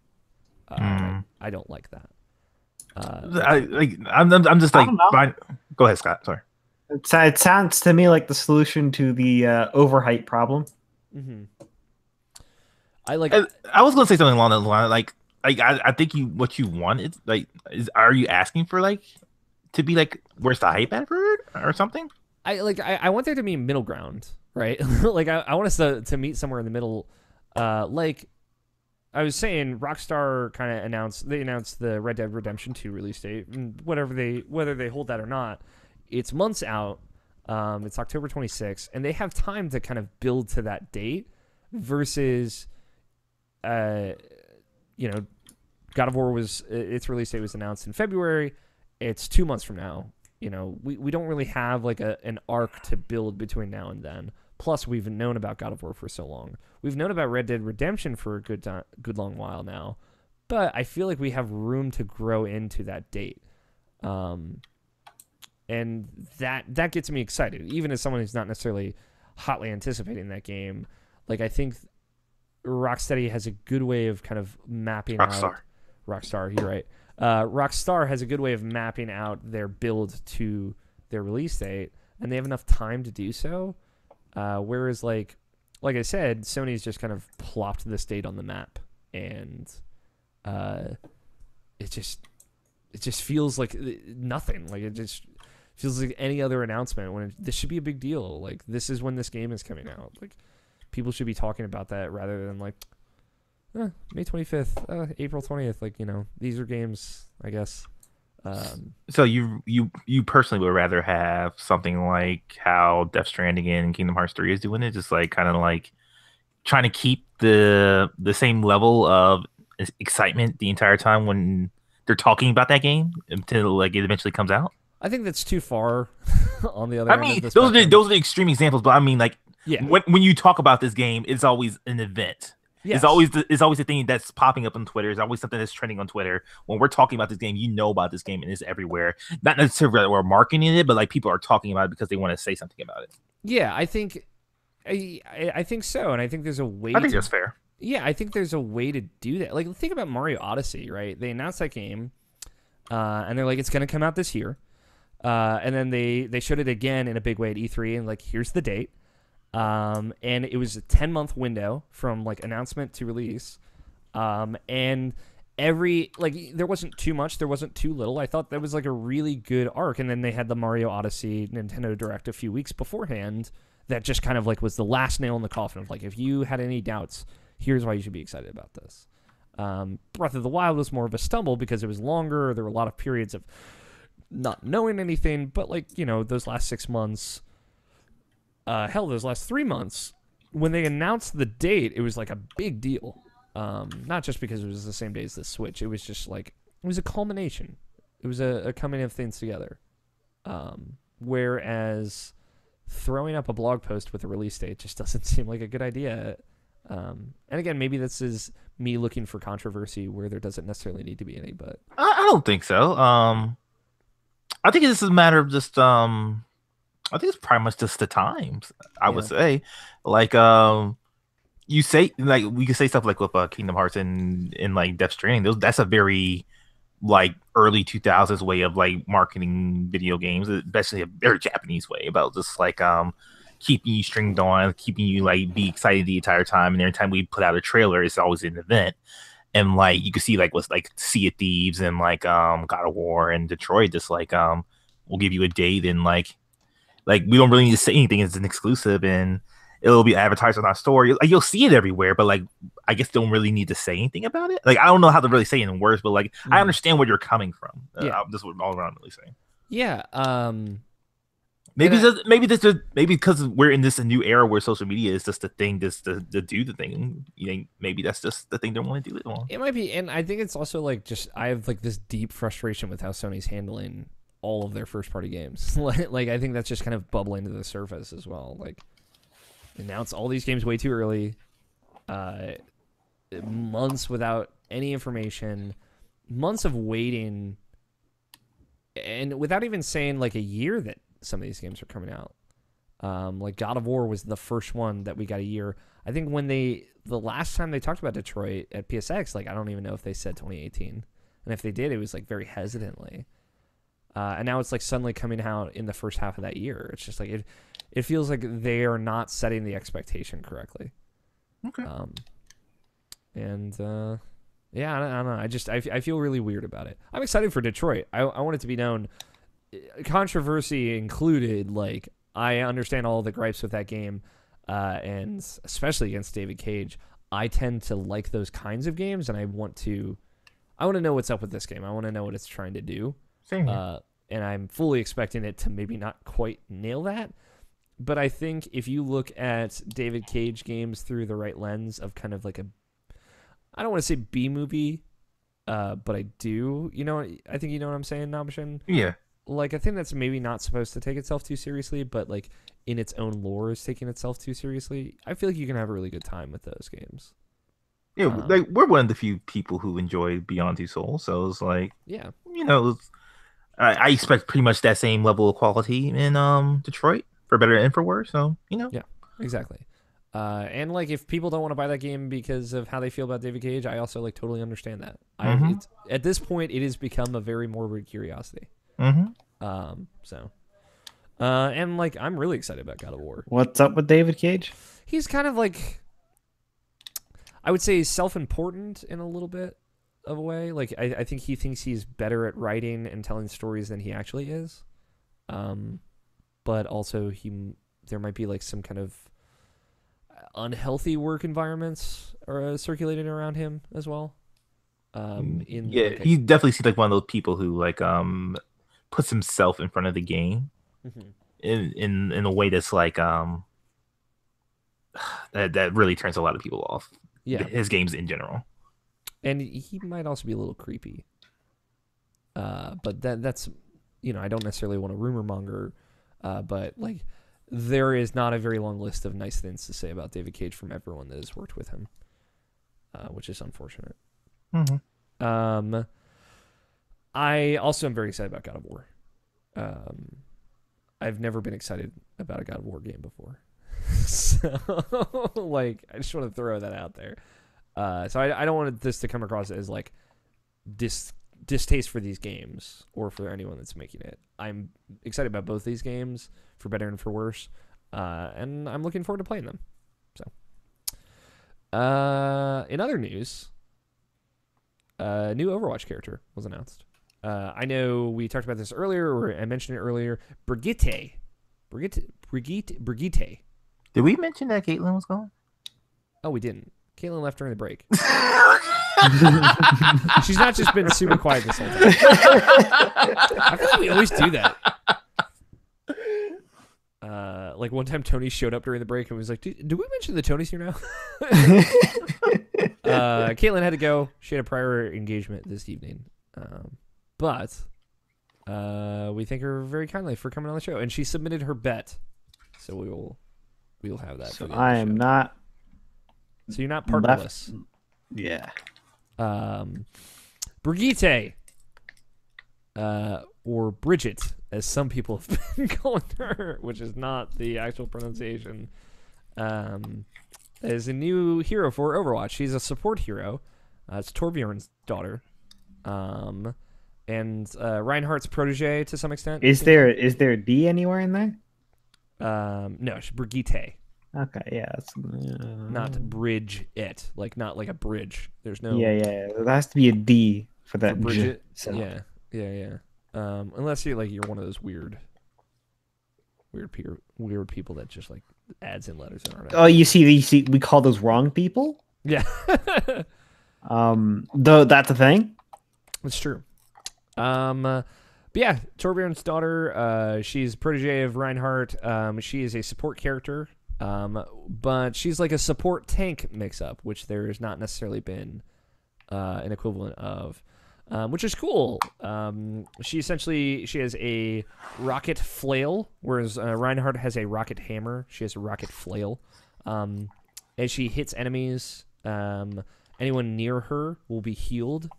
Anytime she attacks an enemy, she can throw out a repair pack, which will either heal allies, or if they're at full health, will add armor on top of their max health. She can shoot out her flail in a whip shot, which will actually push people back. And she's got a barrier shield. It only has 250 or somewhere around that as far as damage intake, so not like 5,000 like Reinhardt's. Or 800 like Orissa's, but it is a shield that'll protect against like diva explosions and things like that. While she's got her shield out, she can actually bash with her shield and push multiple enemies forward with it. And her ultimate ability is called Rally. She moves faster and provides healing and armor to all the allies in her vicinity. So a mix of tank, damage absorber, and healer with a little bit of aggression on top there. It's a really cool idea for a hero. I've seen some of the playtest server plays of her. This is another support hero is the thing. There's still not been a defender hero added to the roster, which is a bit of a bummer. I think it is harder to create kind of interesting characters in that tier. But I'd very much like to see more of that. But now there's like, I've been playing a lot of Moira recently, like I said in the game section. There's kind of two aggressor healers, which is Moira and Zenyatta, and they both play very differently. Having like a tank or kind of like a damage absorbing healer is also really cool, and it'll be good for mixing up the game. I've already seen a lot of really cool strategies with Brigitte, so I think she's super cool. Overwatch been killing him with those female characters. Like Jesus Christ. Oh yeah, they've got tons of really cool lady characters. Mm-hmm. And you can actually see Brigitte in Reinhardt's little story. If you were curious about her, she's got a little story about like pretty much where she comes from. She had been making tools and weapons for the Overwatch characters for a while and has finally decided to join the brawl herself. So it's cool. I'm excited to see her and Torbjorn matched up and like the dialogue that'll play with them, as she is his daughter. So another parent combo like Ana and Farah. So Bethesda announced just today that they will be doing an E3 showcase once more, which is only really news because it's like, boy, what fucking games does Bethesda have going on? Which is honestly a good question. So I wanted to kind of go around here and ask what you guys think Bethesda's working on. It'll be Sunday, like it has been, at 6:30 Pacific, 9:30 Eastern, and it'll be a jolly good time, I think. But yeah, what do you, Scott? Do you have any idea what Nope. could Bethesda be working on? Nope. Elder Scrolls video. No, not a chance. Not yet. Elder Scrolls 6 is coming, not. but not yet. What about you, Nobshin? Doom 2. Doom 2 is the only one I can think of, too. It's like they wouldn't change that engine because the engine is really good, I would think. And like they got that engine. They had like the Switch, like they got to go with it. Yeah, and I mean I think they have like the structure and like the basics of what they want for that game. So I think they could crank that out in like 2 years pretty easily. And I think like that team was really bolstered by the enthusiastic response that they got. And Doom 2016 is very good. You think there'll ever be another Dishonored game? After Death of the Outsider? Probably not. Not for a while. I think they'll put that out there. Arcane did Prey. So I think they're definitely open. Like, I don't think Arcane is in any danger by any means. And I think those games have done well enough that maybe Arcane will kind of branch off and do something different. Which is fine. Like, I think that's honestly exciting too. But yeah, like, Evil Within 2 was from Tango, which like that came out last year. Wolfenstein was from Machine Games, it came out last year.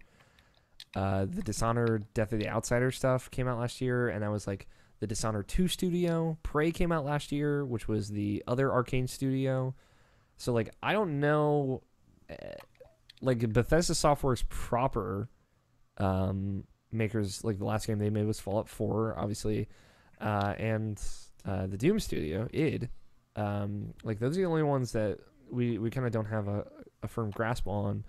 And I know a while ago they talked about how Bethesda Softworks themselves had split into multiple teams and were experimenting on different things. So they might have multiple games coming out from that one team split off. I wouldn't be surprised to see that, but I just, Wet 2? Yeah, Wet 2. It's finally happening.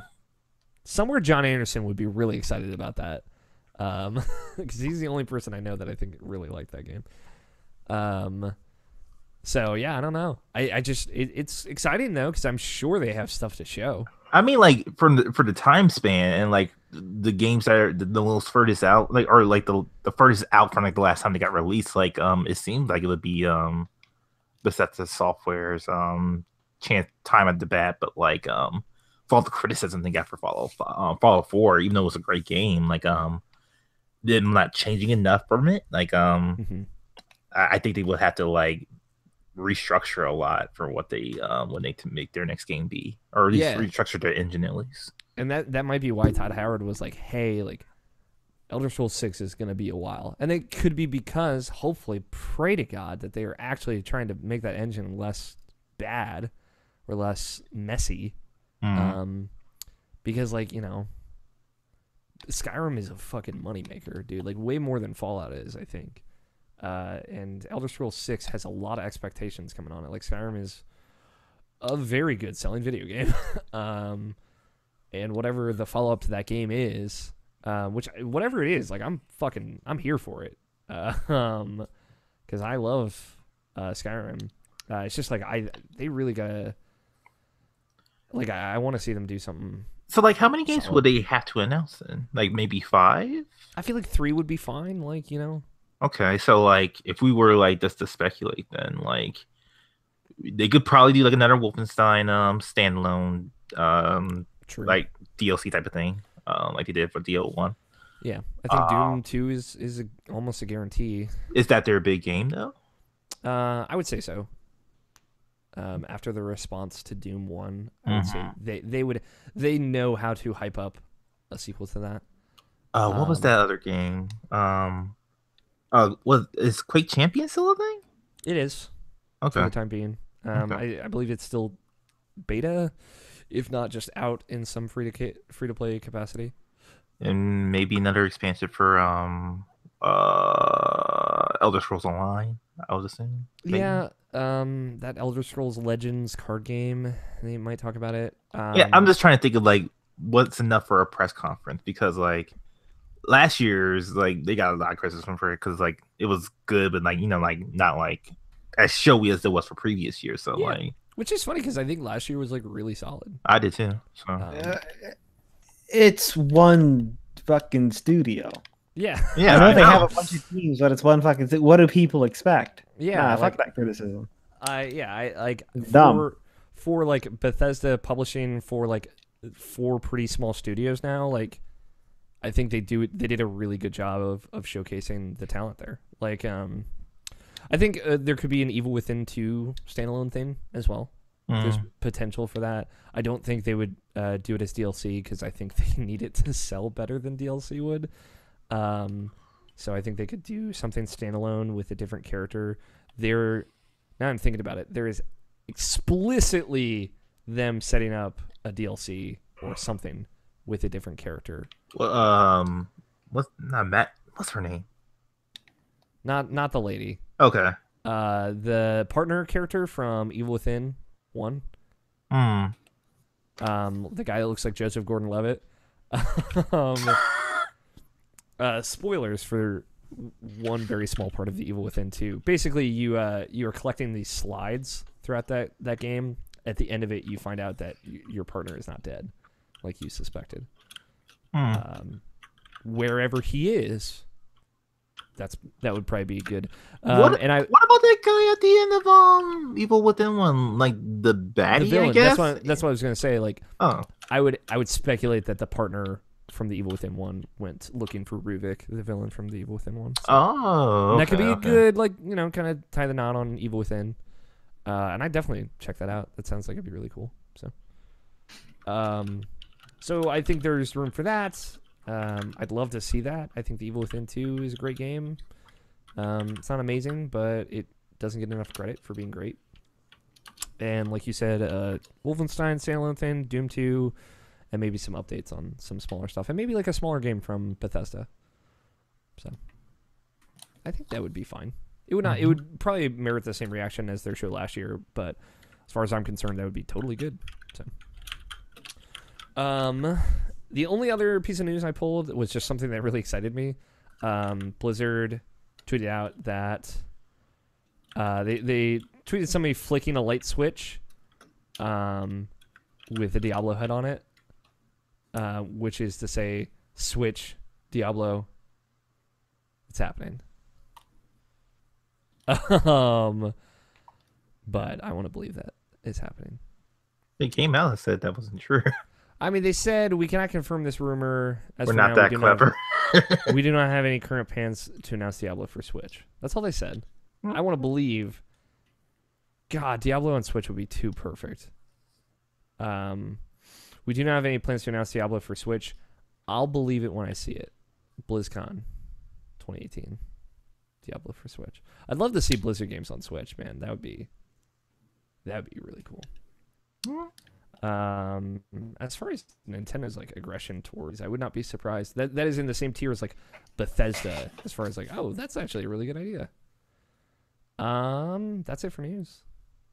You guys want to take some fun time, happy-go-lucky questions? Sure. All right. Let me turn down this so it's not too loud. You can always tweet your questions at IrrationalPod with hashtag IPQ, and we will read them on the show. You can also email them to us, mailsack@irrationalpassions.com, or you can leave us a voicemail, 404-590-1337. It's like late, because it is. It's been a little bit of time since we had that one. Andrew Taylor at Papa Drew Bear says, will this podcast be 4 hours long? We're at an hour and 53 right now. So, We could make it longer.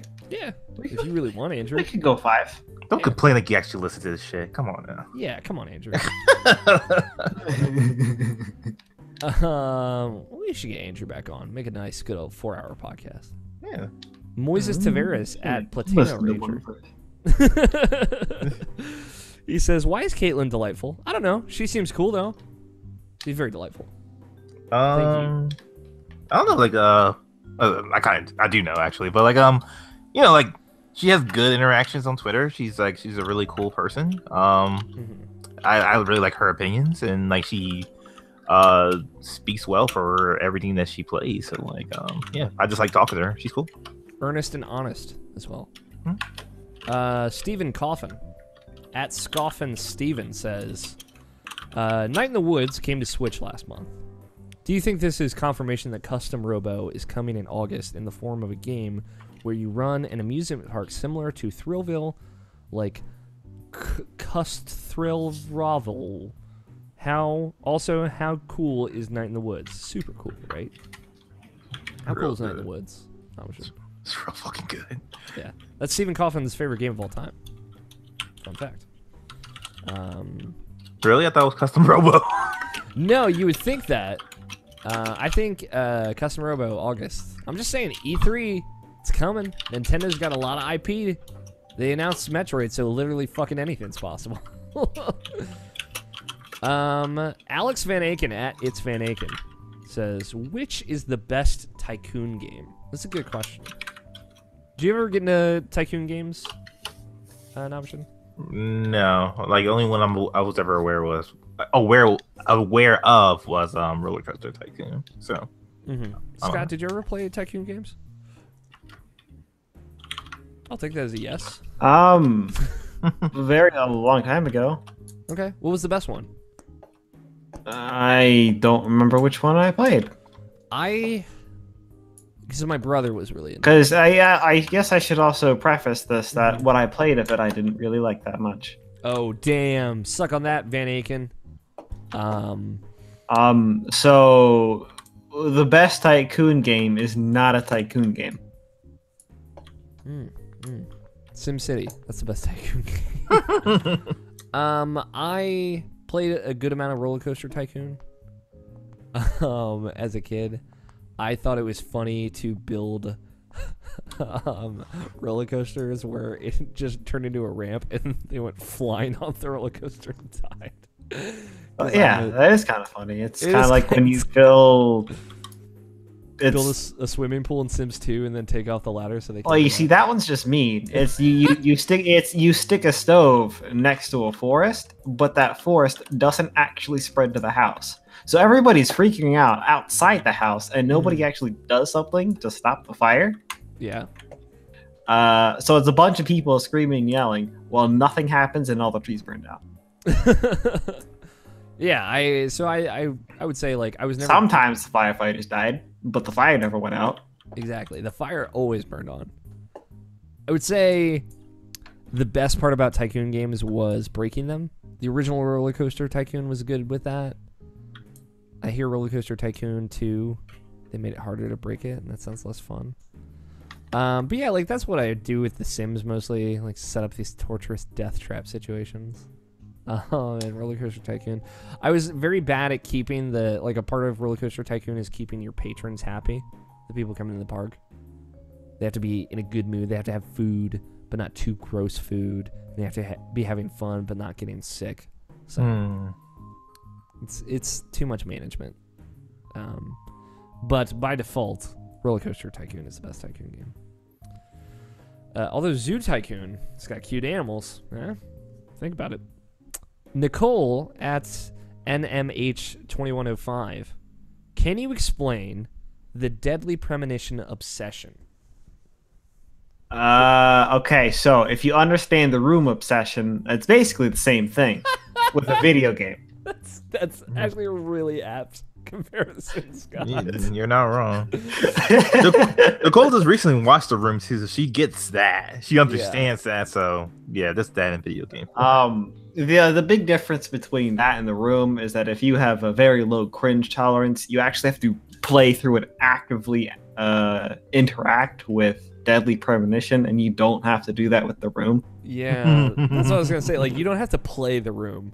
You have to play Deadly Premonition. It's not like... In some aspects, that makes the experience that much better. Yeah. But it depends on the kind of person you are, because it could also turn it from a good experience because you're at it from a distance to a horrifyingly bad one because it's everything that you're doing. Yeah.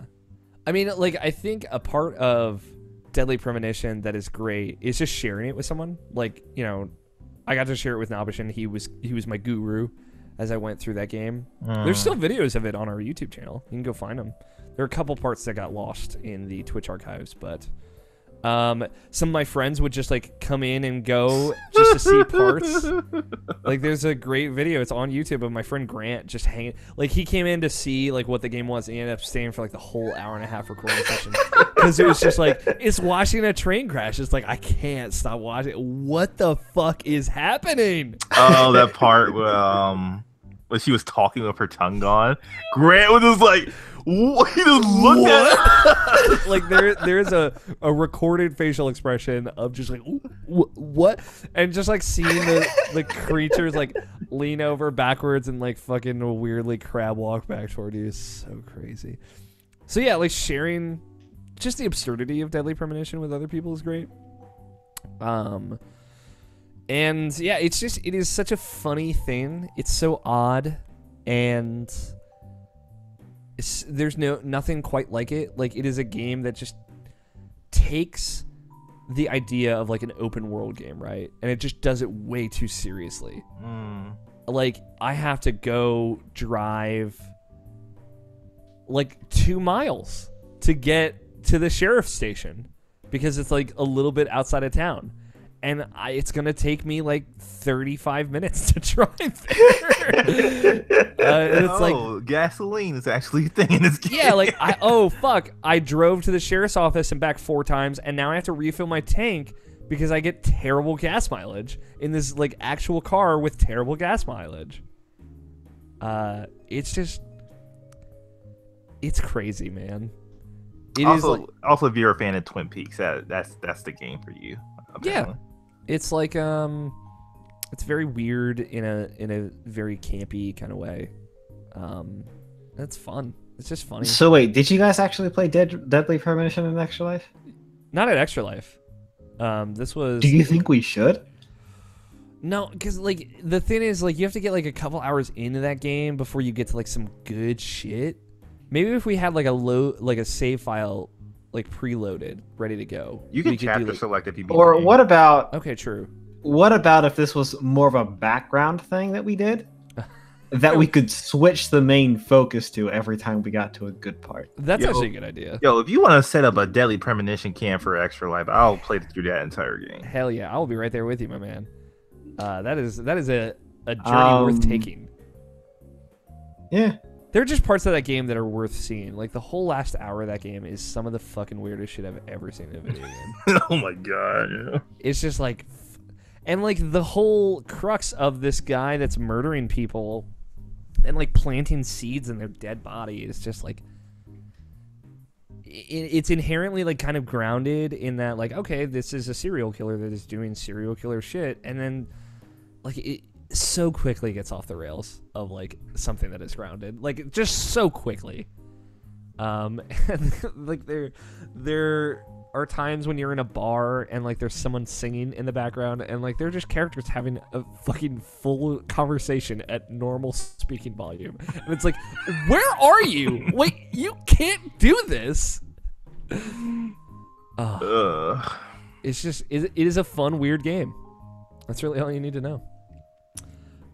George Cruz Alvarez at jcruzalvarez26 says, when is the podcast I did with her where I dunk on Kingdom Hearts and Persona 5 publishing, or did I miss it? Caitlin said before she left it was either late March or early April, so keep your eyes out for it, George. And Kingdom Hearts, man, it's great. I don't know why you would dunk on it. I know why you would dunk on it, I just don't like it. Jake at Jake R. Nichols says, current gaming setup. That's a good question. What's your setup look like, Scott? Okay, so I have a computer and 2 monitors and my Switch. Nice. For context, it's a center and a right monitor. Okay. And the Switch to the left. Nice. So the Switch is my left monitor. Essentially, but you can't actually use it that way. Do you have like Discord on one monitor and then whatever you're playing on the other? It depends on how actively I'm using Discord. Okay, sure. Generally, no. Mm-hmm. Nabashin, what about you? This is just standard setup. Like for Christmas, my mother bought me like a good shelf for my stuff. So I can actually have everything in like one big entertainment system or center. So like I just have my TV, and under that just my Switch, my Wii U, my PS4, my any SNES Mini, and my Xbox One. So I have like a in-house, like in the house that I live in that I rent. There's like a built-in entertainment center. A very nice setup because of it. It's right where I am right now. If you're watching the video version, like obviously you've seen my studio with the table behind me that I record shows on and whatnot, and the couch is right in front of it, and then like in front of me behind my computer and all that is where my TV and games are. Typically it's just like a big TV on a very tall podium. It's way too tall is the thing. You kind of have to strain your neck to look up at it. And then on the right side, I have my Switch on one shelf, and on the shelf below it is my Sony consoles. On the left side, I have my 360 on one shelf, and then on the shelf below it's my Xbox One. So I have everything plugged into a HDMI switcher, so that way I can just I don't have to switch the input on my TV. I just switch the input on my HDMI switcher.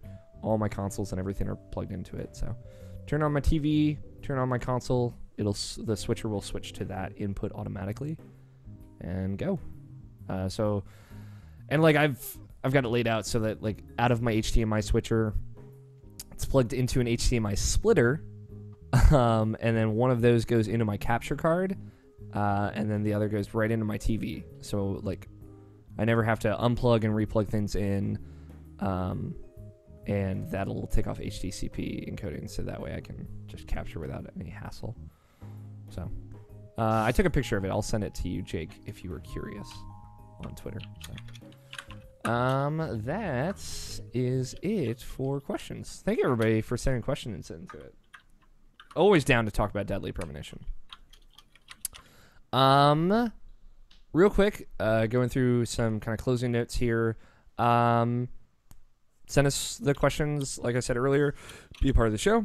If you like the show, follow the show on Twitter at IrrationalPod. Not only will you see when we are live and when the show posts, but also all the cool stuff that we put up on irrationalpassions.com, which you should go check out all the cool stuff we have there, such as Input, the other show on our website, hosted by Jarrett Green, George Cruz, and Logan Wilkinson. It's a news show. It's all news. It's a little bit more focused and conversational, and it's a bit shorter. It's about an hour long instead of 2 to 3 like we usually are. And if you like the show, rate and review us on iTunes and whatnot. It helps us out a lot. That is it. Just to reiterate once more, I have a new show coming soon. It'll be announced by the time the audio version of this is out, hopefully. And we'll be at PAX East in full force. There will be 6 of us there. It's going to be crazy. We're going to be doing a hell of content. You'll be hearing about it at the beginning of each show every week going forward. So get hype for that. But now, before we end the show, it's time for bets. This week's bet. I'm excited about this. I got good feelings. This week's bet. What will the install size of Final Fantasy 15 be on PC? This information is probably out there, but we don't know it. I thought it was. Yeah, but I don't know, so it doesn't matter. Yeah. Scott, now I'm sure if you guys want to type in your bets in the side chat. I have Caitlin's bet off to the side. God, that's not how you type a decimal point. Now, it is worth noting, there will be 4K assets in this, so it's probably going to be pretty big. I just want to let that be known ahead of time so, we can keep that in the mind. But when you're ready, you can go ahead and send those. Okay, so I have to change my answer. That's okay. That's why I said it. So we're all kind of on the same. Well, no, you when you said it, it sounded closer to as if you were asking for install base, which is a completely different question. Okay, I mean like the Steam download. Yes, you're talking about the file size. Yeah. I will adjust the wording. The file size. Dog. Those happen. Okay. It's worth noting Scott and Caitlin are on Team BitConnect, I believe is the current name. And Nabish and I are on Team Namashi. I bet 56.4 gigabytes. Scott bet 45 gigabytes. Nabishin bet 100 gigabytes, and Caitlin bet 75 gigabytes. It's a good bet. It's a good spread, too. Last week's bet. That game's already 100 gigs and it's on PS4, so that's True. why I thought that. That's fair. I wonder. I'm honestly really curious what it's going to end up being. We'll find out next week. Last week's bet. Moss releases on February 27th for PSVR. What will the trophy percentage be for the trophy? I'm not scared. And to get that trophy, you start a quill from behind the cute little mouse that you're hanging out with. I bet 7.8%. Nabishin bet 70%. Scott bet 15%. Tony bet 55%. Joe, who's on Team Nanashi, bet 20%. Nabishin, do you have access to this info? If not, I can pull it up. 33.7. 33.7. which means Joe had it. Oh, nice. No one gets the final word, though. Somewhere out there, Joe gets the final word. This is a good bet. I was close, too. Shit. Tony was really close to having it, too. If he had bet 50% instead of 55. Actually, 33.7. Let me see.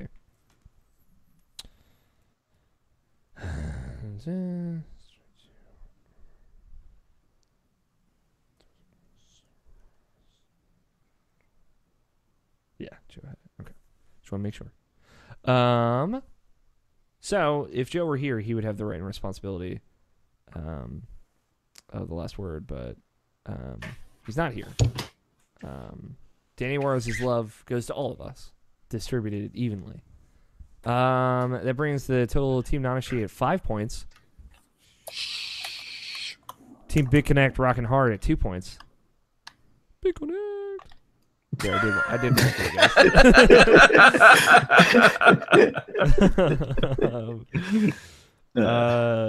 In the spirit of Tony. Team Meme. The meme team is really what it should be called. You're the current meme.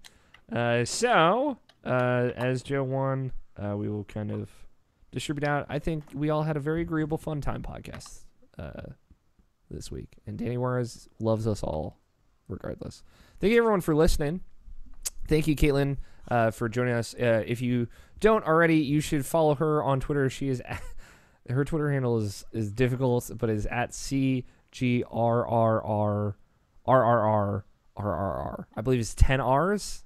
It's 10 or it's 9 R's. 7? It's somewhere in that range. You're saying numbers. It's a lot of R's. Caitlin Galiz-Rowe on Twitter. You can search her name and you will find her.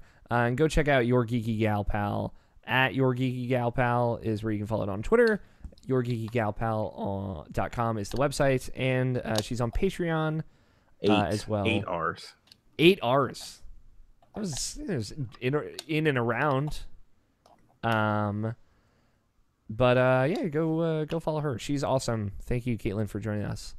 Support her on Patreon if you like video games writing. And thank you, Scott. Thank you, Tony. Not Tony. Tony's not here. Thank you, Nabashin, for joining me. Sorry, that's just how inherent it is to my routine. Big hugs all the way around. Thank you, Danny Wiesner, for our opening music of Two Player Co-op and our closing music of The World Is Saved. Also, real quick, thank you, Danny, to your amazing music. I've been your host, Alex O'Neill. Play your games, stay rational. We will talk to you all next week. Titles. Scott. Yeah, I don't have it open. That's all right. I'll post a link for you so you can get to it real quick. I just saw the last title. No, shit. Titles. They're all dudes. Actually. Hashtag True Believer. Video games are neat. Fight bitches everywhere. Not just the kitchen. Everywhere, always. Extra Bernie. It's a muscle spasm. Bridge get. It's good. Scott, he knows who is coming to PC. That's a good one. And Bayonetta 3 and Kingdom Hearts 3, all of our other ones that we have to mention every episode. I think this one tops them all. Scott, Nino Kuni 2 is coming to PC. I actually really like that. Yeah, I'm fine with it. That's really funny. Especially when I have to read it. Yeah, it worked out. Can you say the episode number, Namashin? I should have Caitlin do it before she left, but I forgot. You're fine. And I will say the title. Wait, did we just pick one? Yeah, we just picked one. Okay. That was good. There are good titles on here, though, I will say. It's not to disparage any of these other titles. Extra Bernie and Bridge Get. Bridge Get is really good, actually. Whenever you're ready, Namashin. This is the Irrational Patches Podcast, episode 368. Scott, Nino Kuni 2 is coming to PC. Got it. You can stop recording now. Thank you everybody for watching and tuning in. We love you all. Have a good evening.